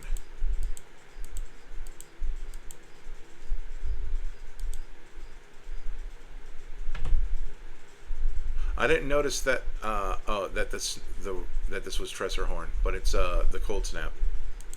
I forgot about that. Pest Infestation again, and then all of those things. Portal to Phyrexia again, because I can. Can't be blocked. Hexproof, and I mean, you can call it protection from Death Touch if you want. Can't be blocked except by walls. Can't be blocked. Can't be blocked. Hexproof. Hexproof. Indestructible. Indestructible. Shroud and unblockable. Free equips and indestructible. And then, oh, I guess this one, Yurlok didn't get all these other didn't get Soul Ring or Arc Sig because there's so many other rampy things in there that it wasn't necessary. Oh, Zeator the Incinerator. At the beginning of your end step, you may sacrifice another creature. When you do, Zeator the Incinerator deals damage equal to that creature's power to any target, and you get 3 treasure tokens. Sure, why not? So we can either discard one of our garbage insects, or discard something that we put in, or sacrifice, I mean. Sacrifice something of ours that we put an egg counter on. Alesha, who laughs at fate, can theoretically get stuff back out of our graveyard if we've attacked this turn. Whenever she attacks, you get a +1/+1 counter, and then at the beginning of your end step, if you attack this turn, return target creature card with mana value less than or equal to Alesha's power from your graveyard to the battlefield. The Falcon can sacrifice itself to get back a creature, and also bring itself back from the graveyard, so that's cool. Drana can make our opponents give us stuff back from our graveyard. Ancient Brass Dragon gets stuff back from anyone's graveyard. Shieldred, of course. Virtue of Persistence. Berserk, that didn't make it into Yurlok's deck, but that's fine. Sometimes I forget that this is a funny card.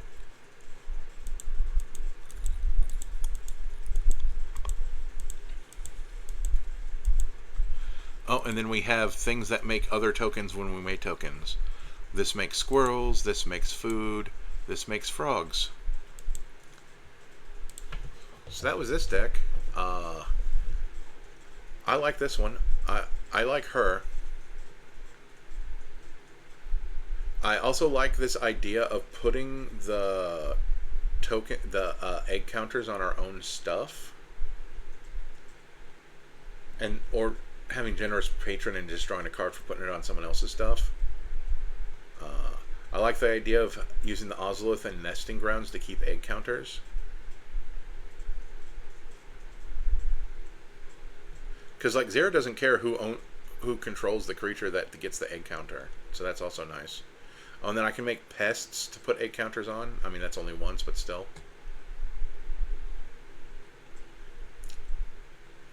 Like, considering what's in this deck, a lot of the time, like the first egg counter is definitely going on someone else's creature. But once we start having insects, and also notice I didn't have anything that makes more tokens. I didn't feel like that wasn't the kind of doubling I wanted to do. But yeah, as soon as other people's stuff starts dying, we can just sacrifice insects. So that's cool. And then this one's called Dune. That's because it's Hazezon. This is one of the few Legends Retold that doesn't have his old version in the deck, because his old version is rat garbage. Let's see if he's still searched up here. Nope.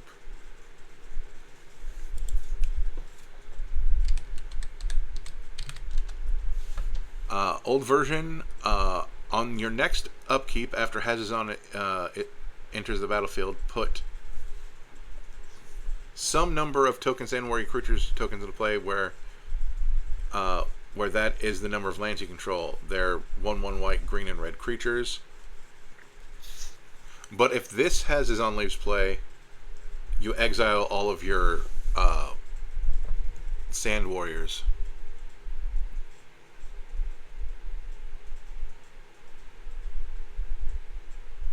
And these both create the exact same kind of token, so that is absolutely pointless. Also, he costs 7 for a 2/4 that only does his effect once. What a big pile of garbage. So we have Hazezon, Shaper of Sand, Nea for a 3/3 human warrior with a Desert Walk. This creature cannot be blocked as long as defending player controls a desert. That'll probably never matter. But you may play desert lands from your graveyard, which is interesting because deserts can sacrifice themselves. At least some of them. Whenever a desert enters the battlefield under your control, you get 2 1/1 red, green, and white sand warrior creature tokens. So that's neat. Then we have good old impact trimmers, because sometimes you just lazily finish a deck with the easy option. Whenever a creature you control enters, this enchantment deals 1 damage to each opponent. War Leader's Call. Creatures you control get +1/+1, and then on top of that, it's just impact trimmers again. Only it's each opponent instead of... Nope, it's also each opponent. So it's just impact trimmers, but we pay one extra white to get this anthem effect. Perforos. This is super impact trimmers because he costs twice as much, so he does twice as much damage. And then he also has this I think we're gonna call it a horn effect, like a battle horn effect, because there's a spell like that does this for about that much. Creatures we control get +1/+0 until end of turn. Probably never going to do that. He is indestructible, but he's not a creature unless your devotion to red is 5, and we're in a 3-color deck, so good luck with that. And then we get to... Oh, these are all deserts, so I should actually read these. Ahem. Enters the battlefield tapped. When it enters the battlefield, it deals 1 damage to each opponent, and it taps for red or white. Enters the battlefield tapped. When it enters the battlefield, return a land you control to its owner's hand. If a desert was returned this way, it's available 1, and taps for double colorless. This is another dual land, but that does damage to an opponent when it enters. This one can add mana of any color for mounts, which do not matter in this deck. It also taps for colorless, and then says 3 tap. Look at the top card of your library. If it's a mount, you can maybe put it into your hand. If you don't, you may put it at the bottom of your library. So basically, it's a really expensive scry considering what deck we're in, because we have no mounts that I know of. But it's a desert. That's the important part. Cactus Preserve, also a desert, enters tapped. It can tap for any color that a land we can control could produce. And then we can also turn it into a 3/3, I believe, because it's equal to the greatest mana value among our commanders. It's still a land, and ours costs 3.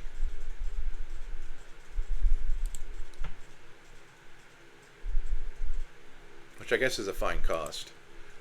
Conduit Pylons, also a desert. It surveils when it comes into play. Taps for colorless, but we can also filter for 1 mana of any color. Cradle of the Accursed. Taps for colorless, but we also can pay 3 tap sacrifice to create a zombie. But only during our turn. As a sorcery. Creostaheth. This is the dual land desert. This is OG desert, the original desert. Taps for colorless, or deals 1 damage to target attacking creature. Activate only at the very end of the combat step. So right before they go to main phase 2. Desert of the Fervent. It has cycling and enters the play tapped. So that's what these are. So you can, pay the cycling cost to discard them to draw a card. So they're basically clues from the hand. And they enter the battlefield tap. Dunes of the Dead. When it's put into a graveyard from the battlefield, you get a zombie. So if you sacrifice it for any reason. Endless Sands. Okay, so it taps for colorless. You can also pay 2 and tap to exile a creature you control. And then you can pay 4, tap, sacrifice, return each creature card exiled with this to the battlefield under its owner's control. So that's mildly interesting. Probably will never happen. Grasping Dunes. Pay 1, tap, sacrifice, put a -1/-1 counter on a creature as a sorcery. Hashep Oasis. So it taps for colorless, or you can pay 1 life to add green. You can also go 1 green and sacrifice a desert. Doesn't have to be this one. Target creature gets giant growthed, but it says a sorcery, so it's not a combat trick. Hostile Desert. Exile a land from your graveyard. This becomes a 3/4 elemental creature token that's still in land. I mean, not token, but we don't want to do that. So it's just a desert. Lazotep Quarry. It is a desert. Sacrifice a creature to add 1 mana of any color. Probably. We do have those Sand Warriors, so we could do that. But then also X and 2. Sacrifice a desert. Exile target creature card with mana value X from your graveyard, and then you make a 4/4 zombie creature. So that's probably never going to do that. Mirage Mesa. You have to pick a color, and it taps for that color. This can filter. This is every non-basic land type. Non-basic land types include Cave, Desert, Gate, Lair, Locust. I really want to do something with the Locust lands. Mine, Power Plant, Sphere, Tower, and Urzas. There are probably more by now. Oh, land. I mean, not land, duh. Planet. You can add planet to that list. Planar Nexus is a planet because that's a land type now because of Edge of Eternities. This came out in Commander Masters 3 or Masters 3 Commander.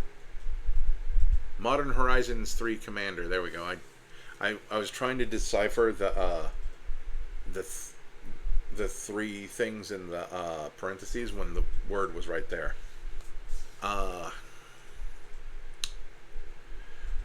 So that's fairly recent, and I think the only thing they added was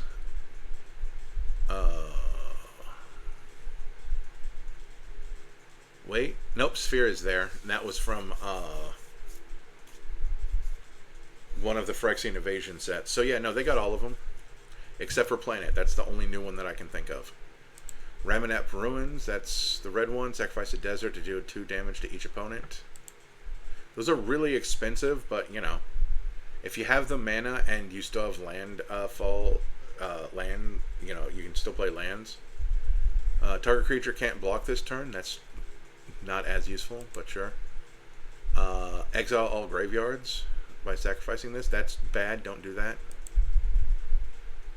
Sacrifice a desert to give creatures +1. You control +1/+1 until end of turn. A lot of these are just bad that we only have them because they're deserts. This deals a damage to target player. Tap a creature to add a mana. That's a thing we could do. Then we have Sand Scout. When it enters, if your opponent controls more lands than you, you can search your library for a desert and put it on the battlefield tap, then shuffle. Whenever one of our land cards are put into your graveyard from Inaway, you get a Sand Warrior once a turn. Wall of Forgotten Pharaohs. You can it's an 0/4 defender that you can tap to deal 1 damage to a player, but only if you control a desert or there's a desert in your graveyard. Lands you control and land cards you own that aren't on the battlefield are deserts in addition to their other types. Oh, well, that's handy, because that makes all the lands that are in the deck that aren't deserts into deserts. But it also mana fixes all of our deserts. Also has reach. We can also mill 2 cards to gain life for the lands that were milled that way. That is the least important thing on this card, because it mana fixes all of our lands, which is good, because we have a lot of lands that do not tap for colored mana. Outcaster Greenblade. We can, when it enters, we can get a basic or a desert to our hand, but it also gets bigger for each desert we control. That is neat. Colossal Rattleworm has flash as long as we control a desert, and it's a 6/5 with trample. And we can also exile it from our graveyard to put a desert from our library into play, so that's cool. Desert Warfare. Whenever you sacrifice a desert, and whenever a desert card is put into your graveyard from your hand or library, put that card under the battlefield under your control at the beginning of your next end step. Oh, well, that's pretty awesome. At the beginning of combat on your turn, if you control 5 or more deserts, you get a Sand Warrior. They get haste. Map the Frontier. Search your library for up to 2 basic cards, 2 basic land cards, or deserts. Put them in the battlefield. Okay. Ramanap Hydra. Gets +1/+1 if you control a desert, and gets +1/+1 if there's one in your graveyard. That's Vigilance, Reach, and Trample. That's pretty sweet.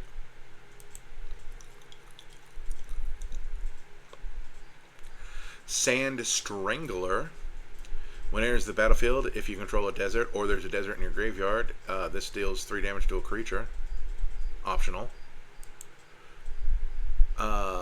Cactarantula. There we go. 1 less if it costs 1 less to cast if you control a desert. Has reach, and if it becomes the target of a spell or ability an opponent controls, you draw a card. So that's cool. Spinewood's Armadillo. Reach, ward 3, and you can also just discard it to get a desert or basic land in your hand and gain 3 life. Yuma, Proud Protector. Boy, that thing's expensive. And it could also be the alternate commander, if I guess. This spell costs 1 less for each land card in your graveyard. Oh, well, that's interesting. Whenever this enters the battlefield or attacks, you may sacrifice a land if you do draw a card. Okay, that's kind of cool. Whenever a desert card is put into your graveyard from anywhere, you get a 4/2 Plant Warrior with reach. Neat. Nahiri's Lithoforming. This thing's funny. Sacrifice X land. For each land and sacrifice this way, you draw a card. You may play X additional lands this turn. Lands you control enter the battlefield tapped this turn. So, you know, sacrifice a bunch of deserts, then play all your deserts from your graveyard. Tectonic Reformation. Each land in your hand has cycling for a red. Augur of Autumn to play lands at the top from the top of our library, but also creatures if we have Coven, which is 3 creatures with different power. This is the same thing, but instead of the option to cast creatures, we gain a life if we play a land. Lands from the top of our library again, and then some other stuff. Oh, first strike on our turn, and then we can give it +X equal to the number of lands we control. Tanuk, Memorial Ensign. Landfall, when a land you control enters, it deals 1 damage to each opponent, and if you, and the second time this happens, you draw a card. And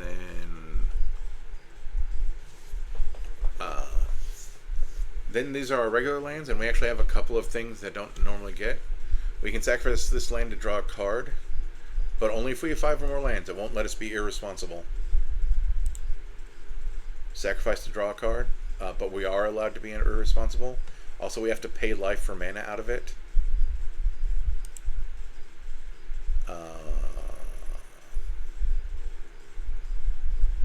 Oh, sacrifice to draw a card is the important part, but we can also play extra lands from our hand and pay 1 life for mana of any type, of any color that any type. So this can also get colorless if we ever needed it. Jetmir's Garden. Oh, this, because we have to sacrifice 2 lands. That's funny. This returns a land to our hand, but it does tap for our colors. Sacrifice to draw. Sacrifice to create treasures. Play extra lands. Play extra lands. Play extra lands. Also mana fixes. Play an extra land. Also get creatures from our directly from our library, depending on how many lands we have in play. Double play lands from the top of our library, and also double landfall triggers. Not that we have a whole lot, but we do have a greater than 0 amount. And deserts are lands, so that's our commander at least. Extra land, but we have to have the city's blessing for this thing to attack or block.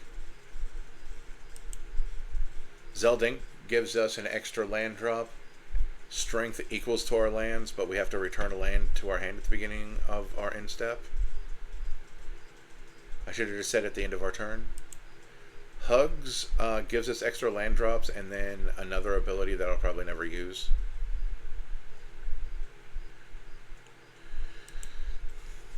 Honestly, the most I'd ever pay for X, unless I had like a lot of mana, is 1. Because it's exile the top X. So we pay X in addition to red, red, green, green. And it's exile the top X cards of your library until the end of turn. Your next turn you may play those cards. Yeah, so unless I knew I had a lot of mana, I wouldn't pay a whole lot in X. Extra land drop. But you can also pay red, green to return a land to your hand to target creature gains trample until end of turn, so that's neat. Extra land, play lands from the top. Extra combats on landfall, but remember, do not play your land until your next second main phase, because the way the game mechanics work, it don't work if you play your land on your first main phase. Play lands from the discard pile. Play lands from the discard pile. Play lands from the discard pile. Or, if you choose, cast a spell from your discard pile. I guess you can do both. But you can't have cast a spell from your hand to use that cast spell from a discard pile ability. Additional land. Play lands from graveyard. Mill a card when you play a land. This card helped me lose a match in a draft. So be careful with it. Play lands from the graveyard. Play lands from the graveyard and double landfall triggers. Rotate card. Play lands from the graveyard and also cast spells from your graveyard on a specific turn.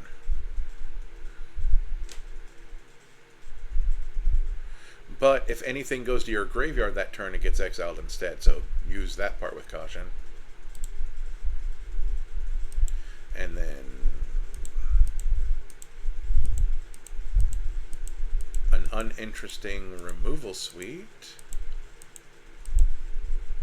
Oh, Togo Weaponsmith. When a land enters, we get a rock. And a rock is an equipment that says equipped creature has 1 tap, throw the rock. It deals 2 damage to a thing. and the rocks equipped for 1. Double tokens. Double tokens. Double tokens.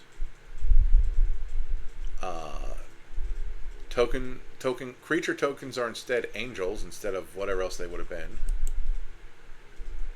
Double tokens.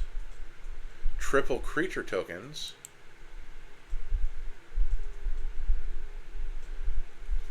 And what's funny is that I probably should, like, I retired Divine Visitation. No, not Divine Visitation, but Anointed Procession. But honestly, I should take out Anointed Procession and Parallel Lives and put in the one doubling Elspeth, because at least she does other stuff. So let's do this. Let's do that. Let's finish reading, because I think this is the last thing in the deck. So, Elvish Reclaimer gets +2/+2 as long as there are 3 or more land cards in your graveyard. Pay 2 and tap, sacrifice a land, search your library for a land, put it into the battlefield, tap, then shuffle.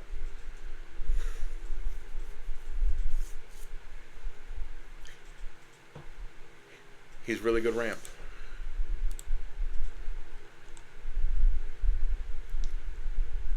So there are 27 deserts and 10 non-deserts. Though, with that one guy, wherever he is, somewhere around here, we have 37 deserts. So let's go up here. Let's go... nope, not Hazezon. Elspeth.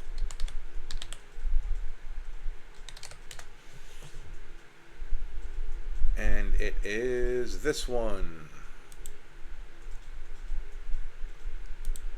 Because we expect more out of our token doublers now. Unless we're fine with him just being a 6/6 with vigilance. Or a dude that can be indestructible.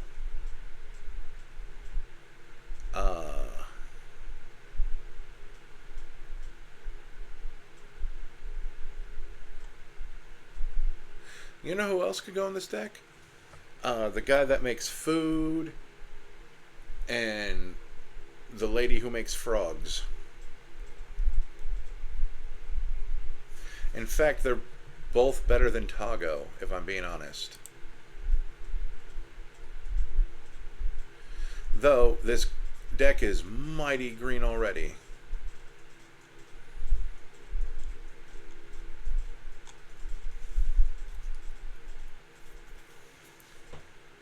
So let's go into card search. Let's just be fun with EDH Rec to see if they recommend either of the things I was about to put in this deck. Whenever a land you control is put into a graveyard, you get a 5/3 elemental. That's actually kind of funny. We're not Scoot Swarming. In fact, we have very little landfall in the deck. And that was on purpose.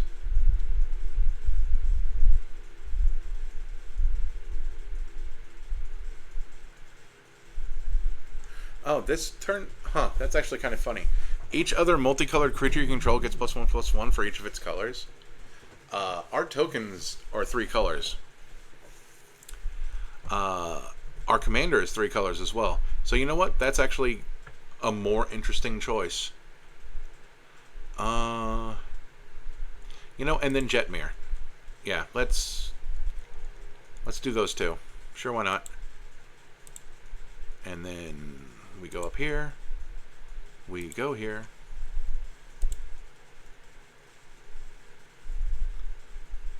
That's not what I expect. Ooh. We do like an Elspeth because she's cool. I do like that this is...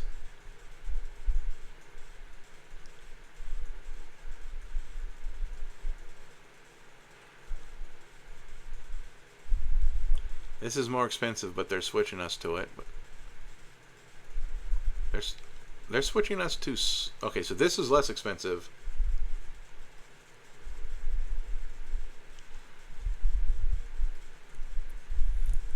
Do they know that this isn't in stock or something? I have no idea. That is weird. Anyway. Unselect. Yeah, no. I like how where we went with that. Like, we could take out Impact Tremors, War Leader's Call, and Perforos for other stuff, but we're not going to. So that was Dune. Now we have Counter Burn, more Naya nonsense. How does Naya counter? With +1/+1 counters. So it's 1 in Naya for a 3/3 flying vigilance. Whenever one or more +1/+1 counters are put on a creature you control, Shalai and Hallar deals that much damage to target opponent. What I really like about this is that it goes, oh, we actually we're actually deterministically doing damage to our opponents for doing our +1/+1 counter nonsense, and I'm going to drink some water.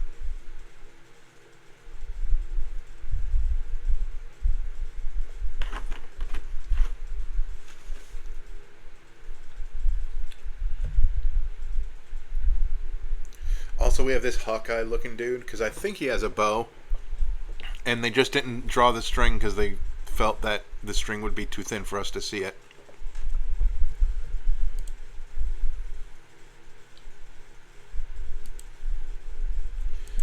So that's why Hardened Scales gets to stay in, even though I've retired it from a bunch of decks, but that's because it's one more point of damage from our commander.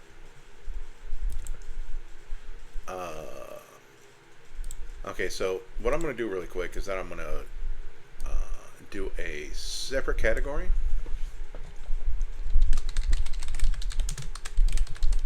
Called Additional Counters. And it didn't move itself, so that was weird. That is a thing that happens sometimes. So I'm going to find the ones that do that. Benevolent Hydra does it. It enters with X +1/+1 counters on it, and then if one or more counters would be put on another creature you control, it gets an additional +1/+1 counter from it. And then you can tap it to remove a counter from itself to put a counter on something else. Conclave Mentor has that additional +1/+1 counter thing on it, and then when it dies, we gain life equal to its power. Ozolith the Shattered Spire again has that additional +1/+1 counter text, and also as a sorcerer, you can put a +1/+1 counter on an artifact or creature you control. Let's see.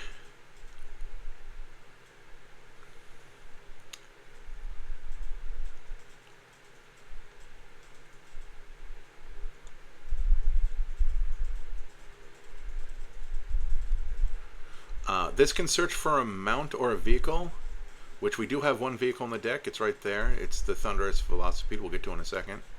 But it also has the additional +1/+1 counter text, so it goes over here.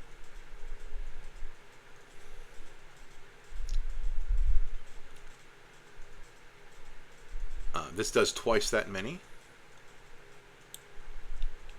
Oh, Branching Evolution, I passed that up. That does twice that many. Let's see. This does twice that many, and then half as many on our opponents.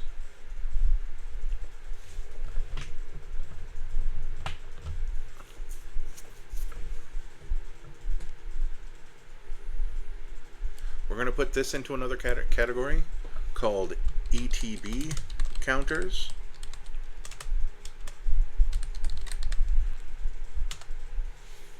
So we'll start reading that. It's over here. Sarkhan Goreclaw has trample. Other creatures you control have trample, which is really handy when we're making them big. Whenever another non-token creature enters the battlefield under your control, it gets +1/+1 counter on it, and then haste until end of turn. So that's what we mean by ETB counters. They get counters when they ETB.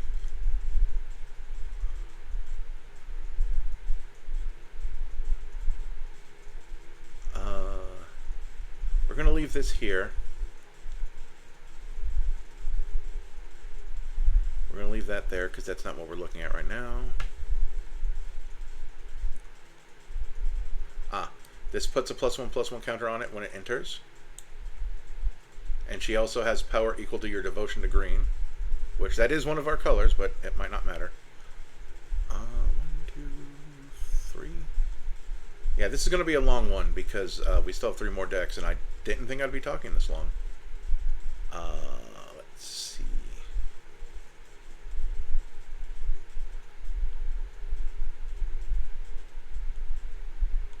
Okay. I'm going to put this in another thing. Counter bonus. Oh, now of course went here. So each creature you control with a +1/+1 counter on it has lifelink. Oh, that's another thing I could have checked for. Modified creatures you control have. This one does it on enter.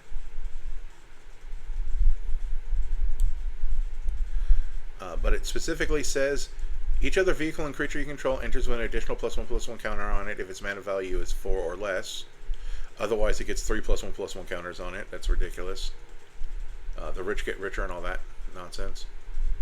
Commander creatures you own have this creature enters the battle with an additional +1/+1 counter on it, and also other creatures enter with additional +1/+1 counter. So that's ETB. Grumgully does that, but only for non-humans, which is most of the deck. There's a non-zero number of humans, I think, but I'd have to find them.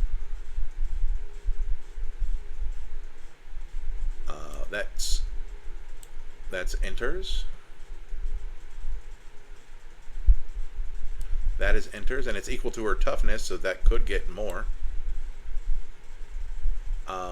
Creature control with a +1/+1 counter has flying. +1/+1 counter has first strike.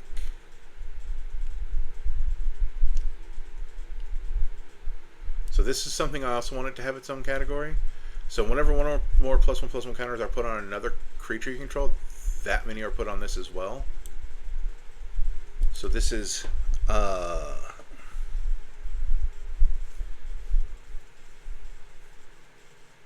to think. It's not symbiotic. We're going to call them sympathetic counters.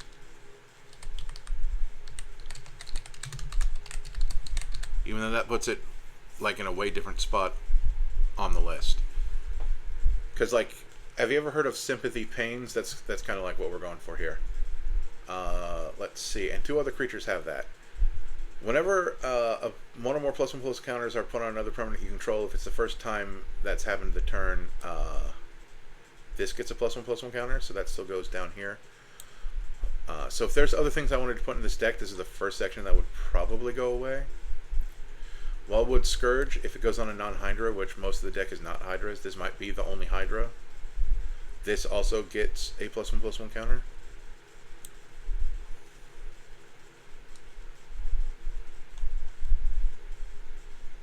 And then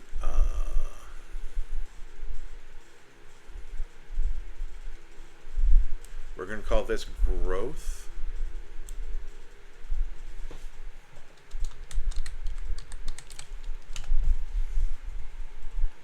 And I'll explain what that it is.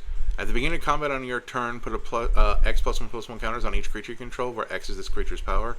So anytime during your turn that it puts additional counters on stuff, that's like Hallar and Elena does that as well, but it's only one creature, and it's the beginning of combat on your turn again. Yep.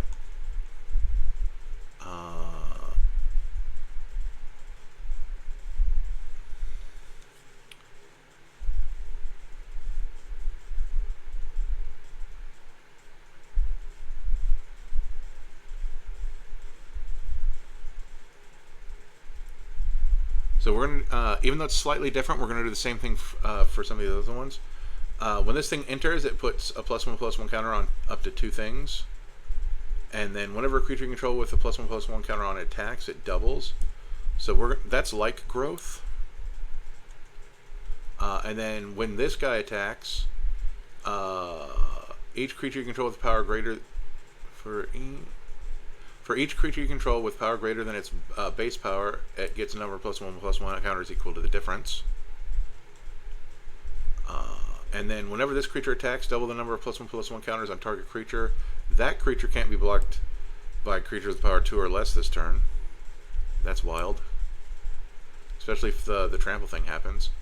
And then the Ozolith, that keeps their counters. Macias starts with X, but then can pass around its counters, and also can give himself more counters. So that's going to go on growth. So we're just going to leave the Ozolith right there by himself. I did not take any cards out of this deck. So in our next section, this thing comes into play with X plus one. No, it's X plus 2 because it's +1/+1 counter is equal to the total mana, so it's X and then the 2. So trample. Whenever you attack, you may remove a +1/+1 counter from each up to 2 creatures you control. If you do, draw a card and create a 2/2 colorless robot artifact creature tone. So this goes in the card draw section, just so I know it's a card that draws cards. Terra Symbiosis can get out of control. Whenever you put one or more +1/+1 counters on a creature you control, you draw that many cards. It's only once each turn. That's the only thing that's keeping you from decking yourself in this deck. So you're like, how many cards do I want to draw? That's the one that I'm going to have trigger Terra Symbiosis. Tribute to the World Tree.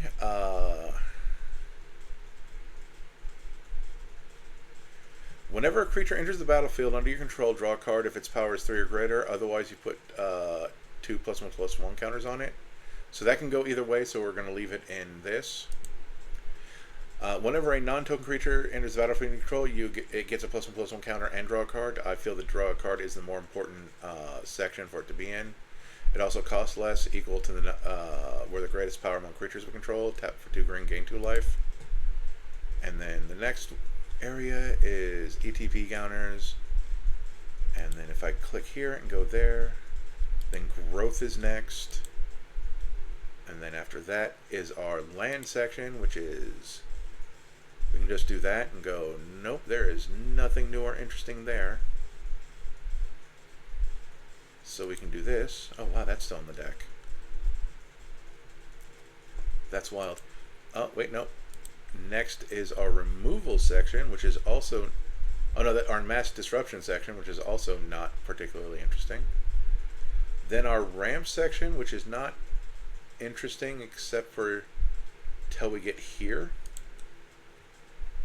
If one or more +1/+1 counters will be put on a permanent you control, that many +1/+1 counters are put, that gets the +1. I think I'm going to move that from the ramp whoops, nope, not you. From the ramp section to the additional counter section. Oh, and then it can tap for mana equal to its power.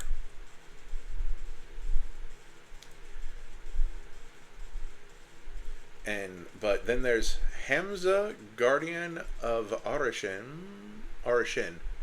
It costs 1 less for each creature you control with a +1/+1 counter on it. And then creature spells you cast cost 1 less to cast for each creature you control with a +1/+1 counter on it. So that's neat. And then I believe next is our removal section. Yep. And our removal section is not particularly interesting. Then I believe after that is the Sympathetics counter section. And then Iridescent Horn Beetle, which is just funny as heck, especially if one of our ETB counter creatures is in play. At the beginning of your end step, create a 1/1 green insect creature token for each +1/+1 counter you've put on creatures under your control this turn. This doesn't trigger more than once. It's just you get a lot.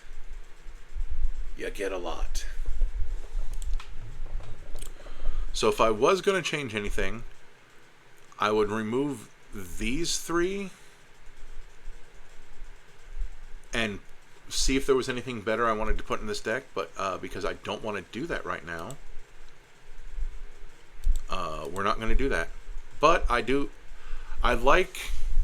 one, the funny thing is that adding red to this deck didn't really do a whole lot. Look how many cards are in this deck. And improved my mass disruption section, because normally this would just be like Pest Infestation, Heliod's Intervention, and Settle the Wreckage if it was just white-green. It did nothing to my regular removal section.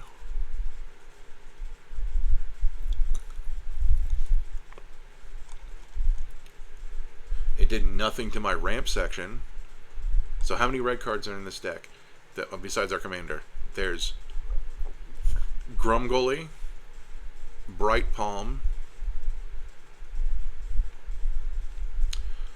Helena and Elena,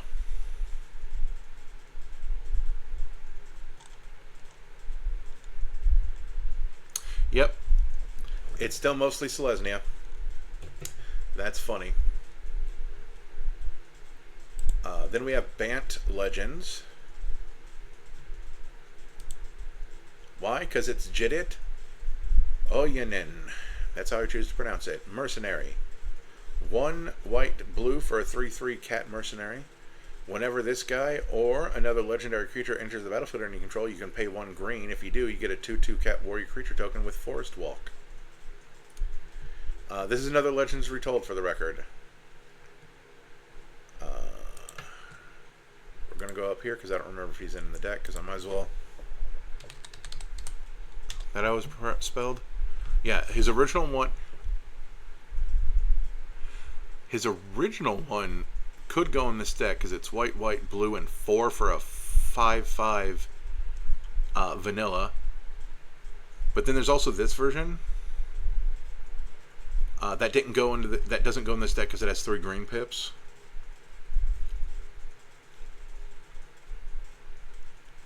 But he also has Forest Walk and gives and makes Forest Walk creatures. So anyway, so we have because it's an enters effect, not a cast. We have Conjurer's Closet, Thassa Deep Dwelling, and Teleportation Circle to blink stuff at the end of our turn. Then Gandalf the White to cast our legendary spells and artifacts at instant speed, plus doubling the triggers. Then we have Yoshimaru, who gets bigger whenever another legendary permanent enters the battlefield under our control. Then Frodo, who whenever he or another legendary creature enters the battlefield under control, the ring tempts us. And then as long as Frodo is our ring bearer, it must be blocked if able. And honestly, Frodo will probably always be the ring bearer. If you don't remember, the first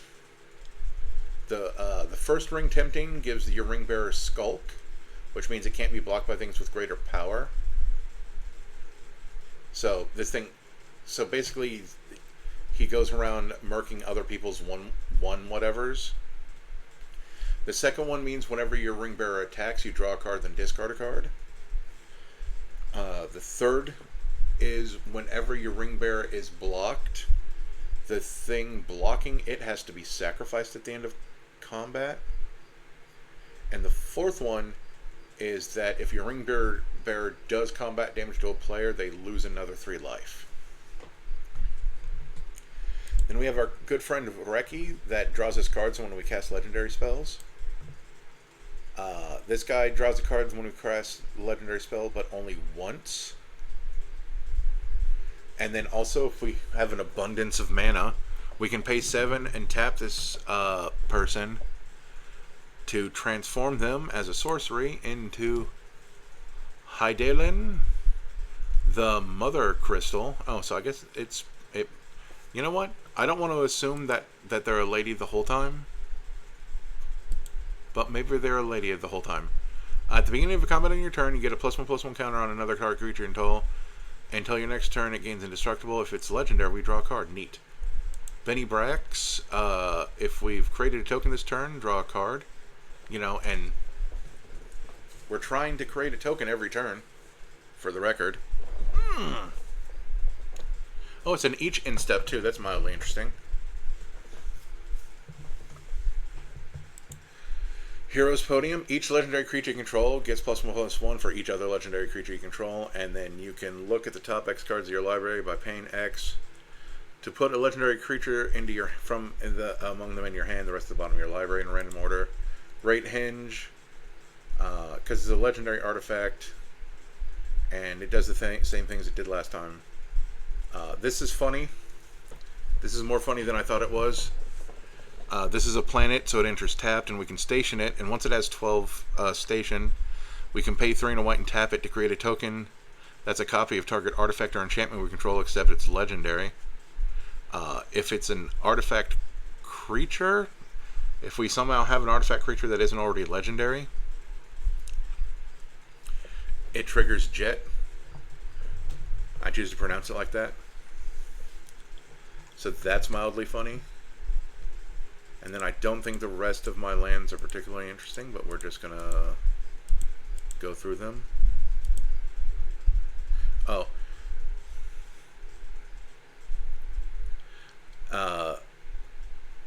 We filter to make mana to cast legendary spells.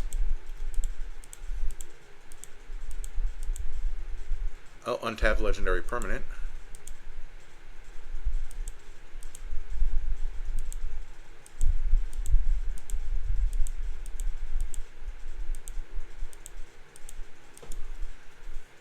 Oh, we can make a legendary creature into a god and then make a god indestructible. Give everyone forests. That's important. Oh, hey, Shadowspill. Kind of haven't seen that often today. And then... oh, Urza's Ruinous Blast to destroy everything, all permanent, all non-land permanents that aren't legendary. K9 gives all of our legendary creatures Ward 1 as long as he's untapped. But we can also tap him to make a legendary creature unblockable. This gives... oh, hey, look. Artifact creature that's not a legend. So there we go. We can make another Dinosaur Thopter that increases the ward on our legendary permanents. Mirror shields, boots, helm, plate, coat, hammer. You may cast historic spells as though they had flash. May as well. So this is half of, like, not even half of Gandalf, but part of Gandalf. Avacyn's Memorial to give our legendary permanents indestructible. I know it has 3 white pips, but we're fine. And I just complained about 3 green pips on another card, but I'd rather be aspirational for this. The Black Blade, because it's +1/+1 for each land you control. Actually, no, because it's equipped legendary creature and it's legendary artifact. The Wrecking Ball Arm. Excalibur Sword of Eden, because there's so many legendary things. Mox Amber, because we're going to have so many legendary things. And this is one of the few Moxes that aren't on the Game Changer list, oddly enough. Delighted Halfling. Man of any color for legendaries. Oh, hey, this is another thing we can copy. Then search our deck for lands. Tokens you control can add for green, so it turns all those cats into mana dorks. We can tap our legends for mana. This makes our first legendary spell 2 less to cast. Oh, and then if we control 2 or more other legendary creatures, she turns into an artifact. She stops being a creature. What is her story? This is from Final Fantasy 13. Oh no, poor her. At least she keeps the mana reduction. Oh, and then she turns into an anthem for our legends. Oh my goodness. Poor her. Or maybe not. Do people not like her? I don't know. 13's another one I didn't play. We can cast legends from the top of our library. And oh, it's historic, not just legends, but you know, whatever. Jorah makes historics cheaper, and then on interesting single target removal section, fair. Whenever a legendary creature with mana value of 4 or greater enters the battlefield under your control, you become the monarch. At the beginning of your end step, if you're the monarch, create 2 1/1 white human soldier creature tokens. I'm sure we have legendary creatures mana value 4 or greater in this deck. Oh, the Seraima. When it enters, we search our library for a legendary creature card, reveal it, put it into our hand, then shuffle. And then we can station it. When it's station 7, it's a flying 5/5 that says other tapped legendary creatures you control have indestructible. And then this doubles the number of tokens we make. This doubles the number of tokens we take. This doubles the number of tokens we make. This triples the number of creature tokens we make. This tutors up legendary cards. This untaps legends and other things. And then we're back to the top. And did I take anything out? No. So yeah, this is just about what you would have expected from this. Was there anything I was second guessing in this deck? I don't remember. Was there anything I was second guessing in the other two decks that I don't remember? I'm just double checking the number of cards in those decks.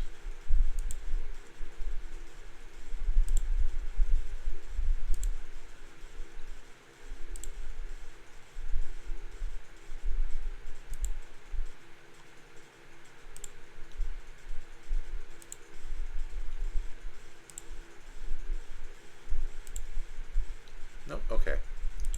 Then we go to Gill Toss. That is a reference to Final Fantasy, even though the commander isn't a Final Fantasy character. Or any of the other decks? Nope, that was just a pun on what was in the deck. That's a movie. That's a reference to the game mechanic. Akira, that's just her nickname. That's just the name of the thing. Sting Operation, that's funny. Because she's a bee. Or a wasp. She's something. And then Bent Legends is just a generic declaration. Okay. So, this deck shouldn't surprise anyone. We have Vihaan, Goldwaker, Mardu for a 3/3 Dwarf Warlock. Other outlaws you control have Vigilance and Haste. At the beginning of combat on your turn, you may have treasures you control become 3/3 construct assassin artifact creatures in addition to their other types until end of turn. So this is a treasure deck where the treasures kill people. Cyberman Patrol, artifact creatures you control have Afflict. If a creature with Afflict becomes blocked, it does the Afflict number to damage to the defending player. No, they lose the life. It's not damage, it's life loss. That is very important. Shared Animosity. Whenever a creature you control attacks, gets +1/+0 until end of turn for each other attacking creature that shares a creature type with it. Not only, like, my money hates you.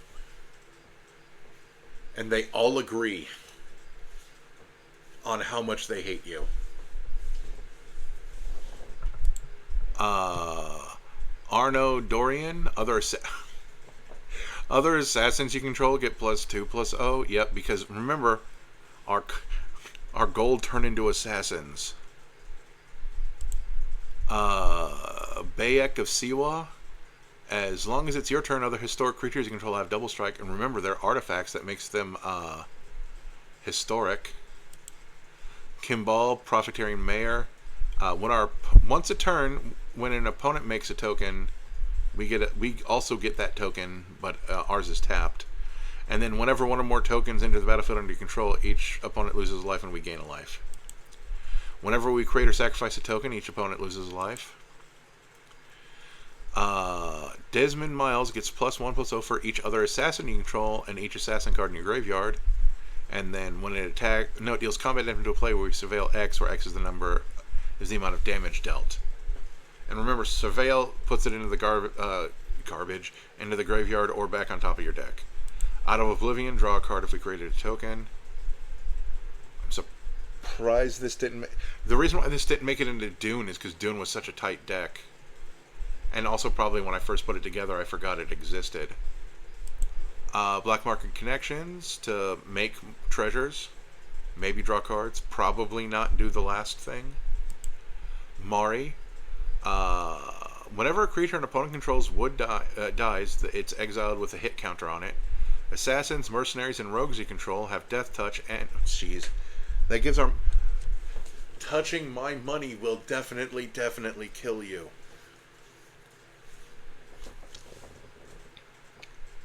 I don't care if I'm not the first person that you saw a deck like this from. This is my first time reacting to me, and this is funny. Have Death Touch, and whenever this creature deals combat damage to a player, you may remove a hit counter from a card that player owns in exile. If you do, draw a card and create two treasure tokens. Good lord. Battle Angels of Tyr.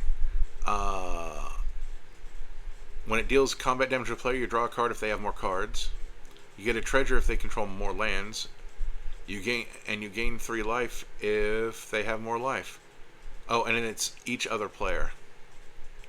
So they have to have the most life, the most cards, and the most lands.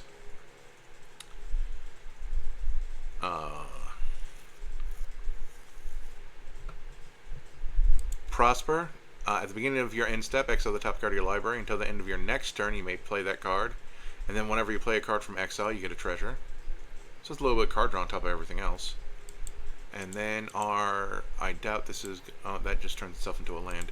Or into a creature. An uninteresting series of lands. I like this one because even though it's from Final Fantasy, it does look like a saloon that you would see.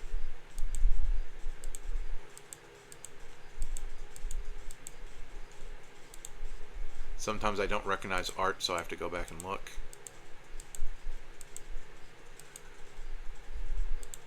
I like this because our commander looks like he'd have children working in a factory. And then our mass disruption section isn't very interesting. And then our protection section. And then of course we want Lotho because it can create a treasure token. She can if we attack with our commander or her, you are a halfling, we can get treasures out of them, and we can also sacrifice treasures for dragons or artifacts from our deck if we have any. Then we have the treasure map, where we can sacrifice treasures to draw a card on the backside. Breaches makes treasures, but also can make sure a thing can't block, or we can do an impulsive draw. Crime Novel effectively doubles the mana we get from a treasure, but whenever we sacrifice any kind of artifact, it gets a +1/+1 counter and we add red. Fable the Mirror Breaker. The most important thing is that we get a 2/2 red Goblin Shaman that creates a treasure when it attacks, and then we can discard up to 2 cards to draw 2 cards. And then we have a Kiki Jiki on the back. Create a token that's a copy of another target non-legendary creature control, except it has haste, sacrificed at the beginning of the next end step. Professional Facebreaker can give us more treasures, but also give us something to spend those treasures on, which is an impulsive draw. Setzer theoretically can get us a treasure. Well, can theoretically get us 2 treasures, but he does give us a flying 3/3 when he enters the battlefield. It has crew too, but whatever. Gets a treasure on ETB, but we can also spend treasures to give things double strike, which is nice. Reaver Cleaver, get more treasures. Van, Captain Lannery Storm, treasures on attack and get stronger when we sacrifice treasures. Atsushi can either give us treasures when it dies or 3 impulsive draws, which is until end of next turn, so that's nice. Grim Hireling, we can sacrifice treasures to get things -X/-X. Oh, we also get 2 treasures when one or more creatures we control do combat damage to a player, so that's good. Knuckles can get us treasures, and also we can win if we control 30 artifacts. Olivia, whenever one or more outlaws you control deal combat damage to a player, trade treasure token. When I saw that, I just laughed so hard. I'm like, oh. Because our money are assassins, and assassins are outlaws, so if everything's on the field, we have this story of my money is liberating your money to join me. Oh, and then we can pay 3, sacrifice 2 treasures to put +1/+1 counters on all of our stuff. Pitiless Plunderer. When another creature we control dies, create a treasure token. Gold Spam Dragon. Our treasures sacrificed for double, and this thing can get us more treasures. We can win the game if we have 10 or more treasures on our upkeep. Ancient Copper Dragon gets us treasures. Cavern Horde Dragon can get us treasures. And then I imagine this is very uninteresting. Oh, Mayhem Devil. Whenever a player sacrifices a permanent, this deals 1 damage to any target. Our treasures are permanents. Hellkite Tyrant steals stuff if it deals combat damage to a player, so I don't like that. But if we have 20 more artifacts, we can win the game. So we have three win the game alternate things. Sacrifice another creature or artifact, put +1/+1 counter on this thing. If it was a treasure, this gets lifelink until end of turn. And then when it dies, you can pay 1 in either black or red to deal damage equal to its power to each opponent. Academy Manufacturer gets us food and clue when we make those treasures that we're making. Jan here can turn treasures into creatures and creatures into treasures.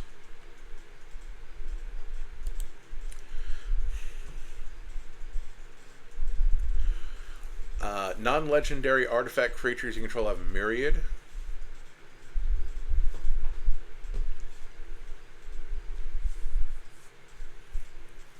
They go away at the end of combat, but temporarily I have doubled to tripled the amount of money I have.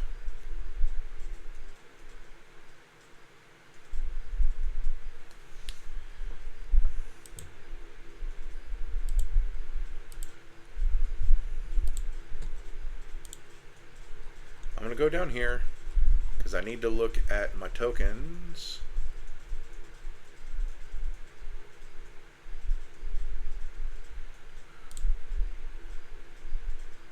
You have to tap a treasure to sacrifice it. So the myriad tokens cannot be used to make mana. Huh. Boy, that was certainly a deck to look through. If I were to replace anything, it would probably be the Battle Guise of Tyr, but I don't know what I'd put in its stead. Because my brain is turning to mush just from how funny this all is. It belongs in a museum. That is not what Harrison Ford sounds like. But it's Lara Croft, Tomb Raider. I definitely wanted to make her deck. She has First Strike and Reach, which is neat. But whenever Lara Croft attacks, exile up to 1 target legendary artifact and/or legendary land card from a graveyard, doesn't have to be our own, and put a discovery counter on it. That's the best part. You may play a card from exile with a discovery counter on it this turn, because it means that if Lara Croft ever dies and we have to recast her, we can still cast those things with discovery counters on it, because it doesn't care that it's a different Lara Croft. At the end of combat on your turn, if you attack this turn, you get a treasure token. Those treasure tokens are so we can cast stuff we've taken from other people's graveyards. Gogo, Master of Mimicry. It's probably the first time you've seen me put this guy in a deck. Choose target activated or triggered ability you control. Copy it X times. So, you can do that for activated too. So we can either exile multiple things or create multiple treasures, depending on what we feel like doubling or tripling. It costs double X for each time, but you may choose new targets for the copies. You cannot copy Gogo's own ability.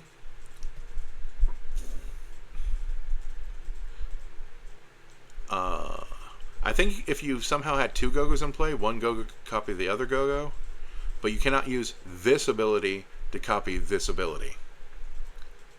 And X also can't be 0. And then we haven't seen this guy in a while. At the beginning of combat on your turn, or at the beginning of combat on your turn, Gogo can become a copy of something.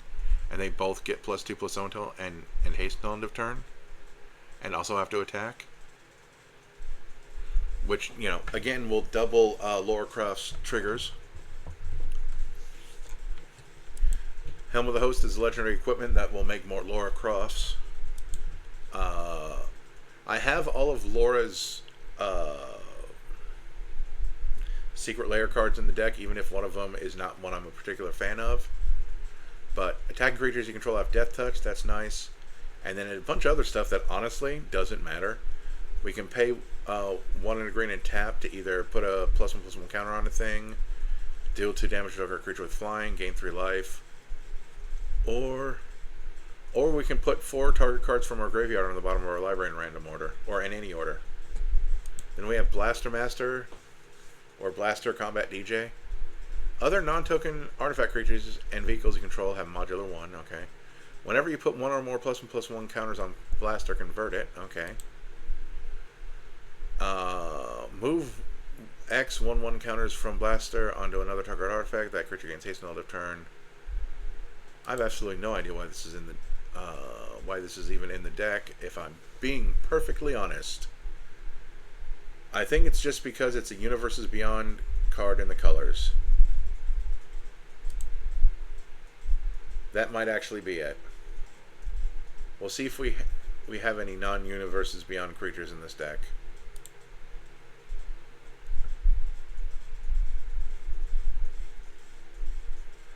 We have non-Universes Beyond stuff in this deck. We do have non-Universes Beyond creatures in this deck. I don't know. I couldn't tell you why Blaster Master over here is in the deck. And I know I keep calling him by the name of a video game that he has nothing to do with.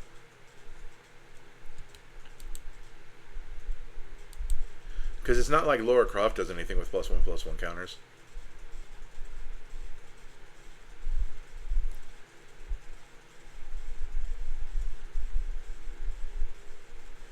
Whatever. Curie, Emergent Intelligence. Whenever it deals combat damage to a player, draw cards equal to its base power. That's base, so it's 1. Exile another non-token artifact creature you control. Okay. Curie becomes a copy of the exile creature, except it has when this creature deals combat damage to a player, draw cards equal to its base power. Okay. So that's how you get more cards out of it. Search for Azcanta. At the beginning of your upkeep, surveil 1, then if you have 7 or more cards in your graveyard, you may transform it. Which is funny how much that does not work with Lara Croft. If you have a bunch of legendary stuff. And then you can pay 2 and a blue, tap, look at the top 4 cards of your library, put a non-creature, non-land card in your hand, the rest of the bottom of your library in any order. Reality Chip to play off the top of our deck. Eddie, Lonesome Eyebot. Whenever you attack, if the number of attacking creatures is greater than the number of quest counters on Eddie, put a quest counter on it, and then you can sacrifice Eddie to draw a card, then an additional counter for each quest counter on Eddie. Kate C, Fortune Teller. At the beginning of combat on your turn, scry 1. Then exile the top card of your library. You may play that card this turn. When you exile a card this way, target creature you control gets +X/+0 until end of turn, where X is the card's mana value. The Aether Spark, because it's just generically good. Puts +1/+1 counters on things, and we can theoretically draw cards and add 10 mana of any one color. The Indomitable. Whenever a creature you control does combat damage to a player, draw a card. Crew 3. You may cast the Indomitable from your graveyard as long as you control 3 or more tap pirates and or vehicles. That's probably never going to happen, because we're probably just going to put discovery counters on it if we want it back badly. The Lunar Whale. You can look at the top card of your library at any time, and if the whale attacked, you can play the top card of your library. Weatherlight searches the top 5 cards of our deck for historic cards. The Great Henge again. Boseiju. This is good because we can discard Boseiju, put a discovery counter on it, because I think it says play, right? Play. And then we can then get Boseiju into the battlefield from exile. And then the rest of our lands are... Oh, we have Inventor's Fair, so we can search our deck for an artifact and put it into our hand.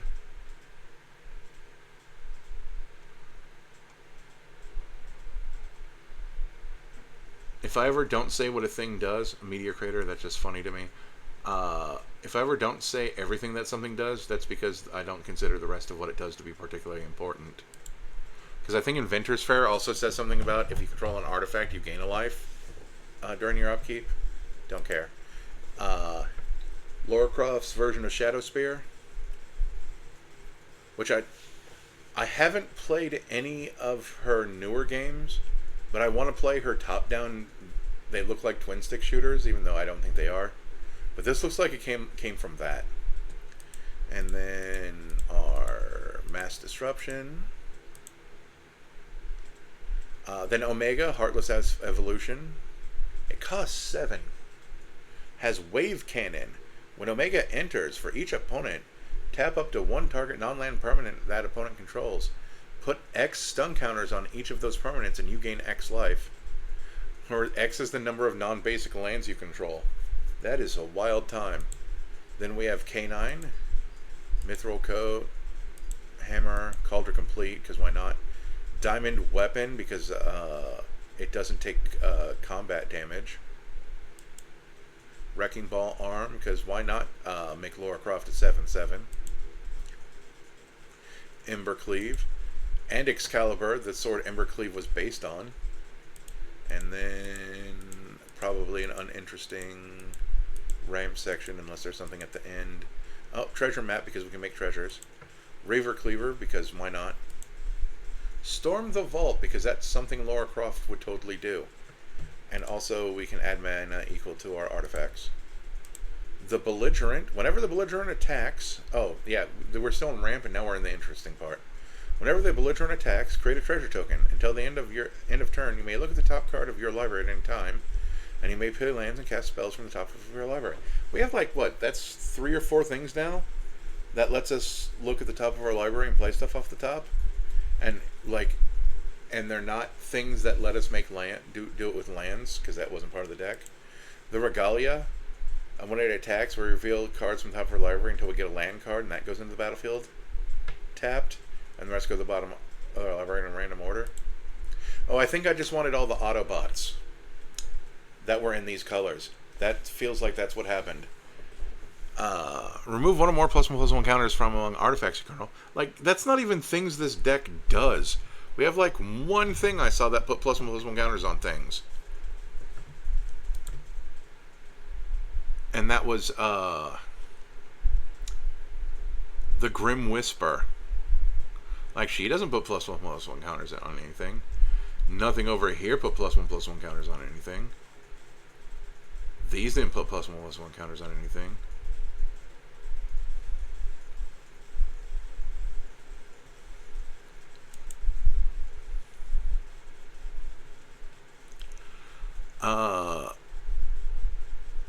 And then we get some mana. And then you can convert it and adapt 3 to put more +1/+1 counters on it. I'm probably going to take out both of the Autobots. Karn gives us mana to cast artifact spells. And then uninteresting. Oh wait, now we're into the interesting part. Storms of Yamatai. It's Anger of the Gods. It deals 3 damage to each creature, and creatures that die are exiled. Normally I wouldn't cast that, but it's a Lara Croft card. And she survives it. Barely. Dawn Sire's Sunstar Dreadnought. And hold on.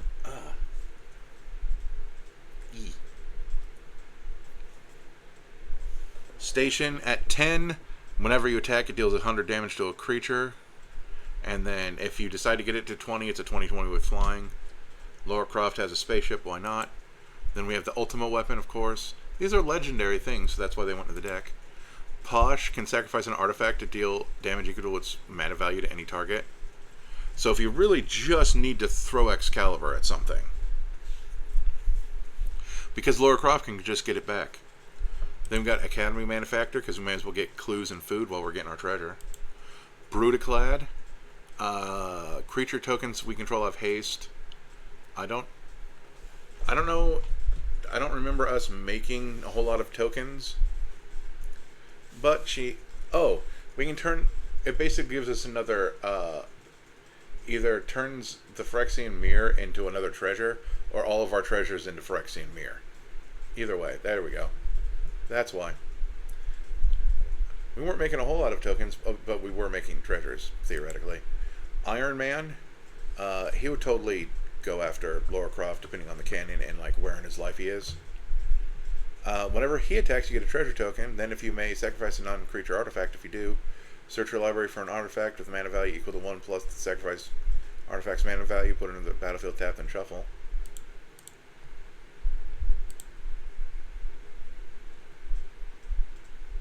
Oh, it's legendary artifact. That's why.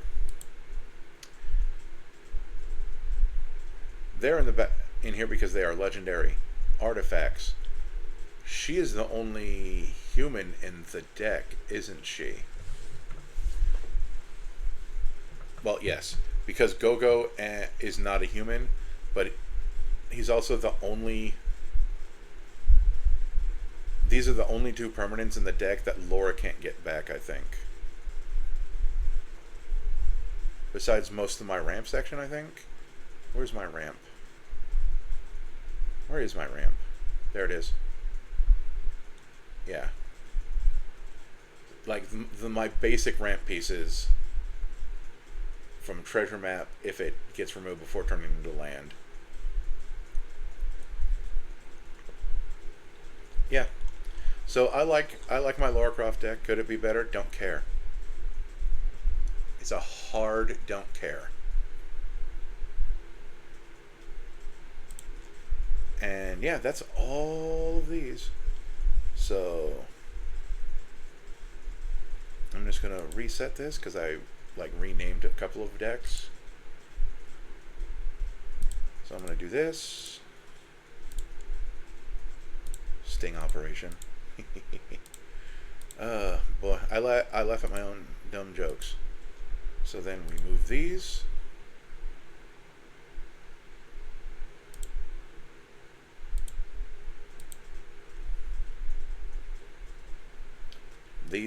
These episodes may or may not have came up by now.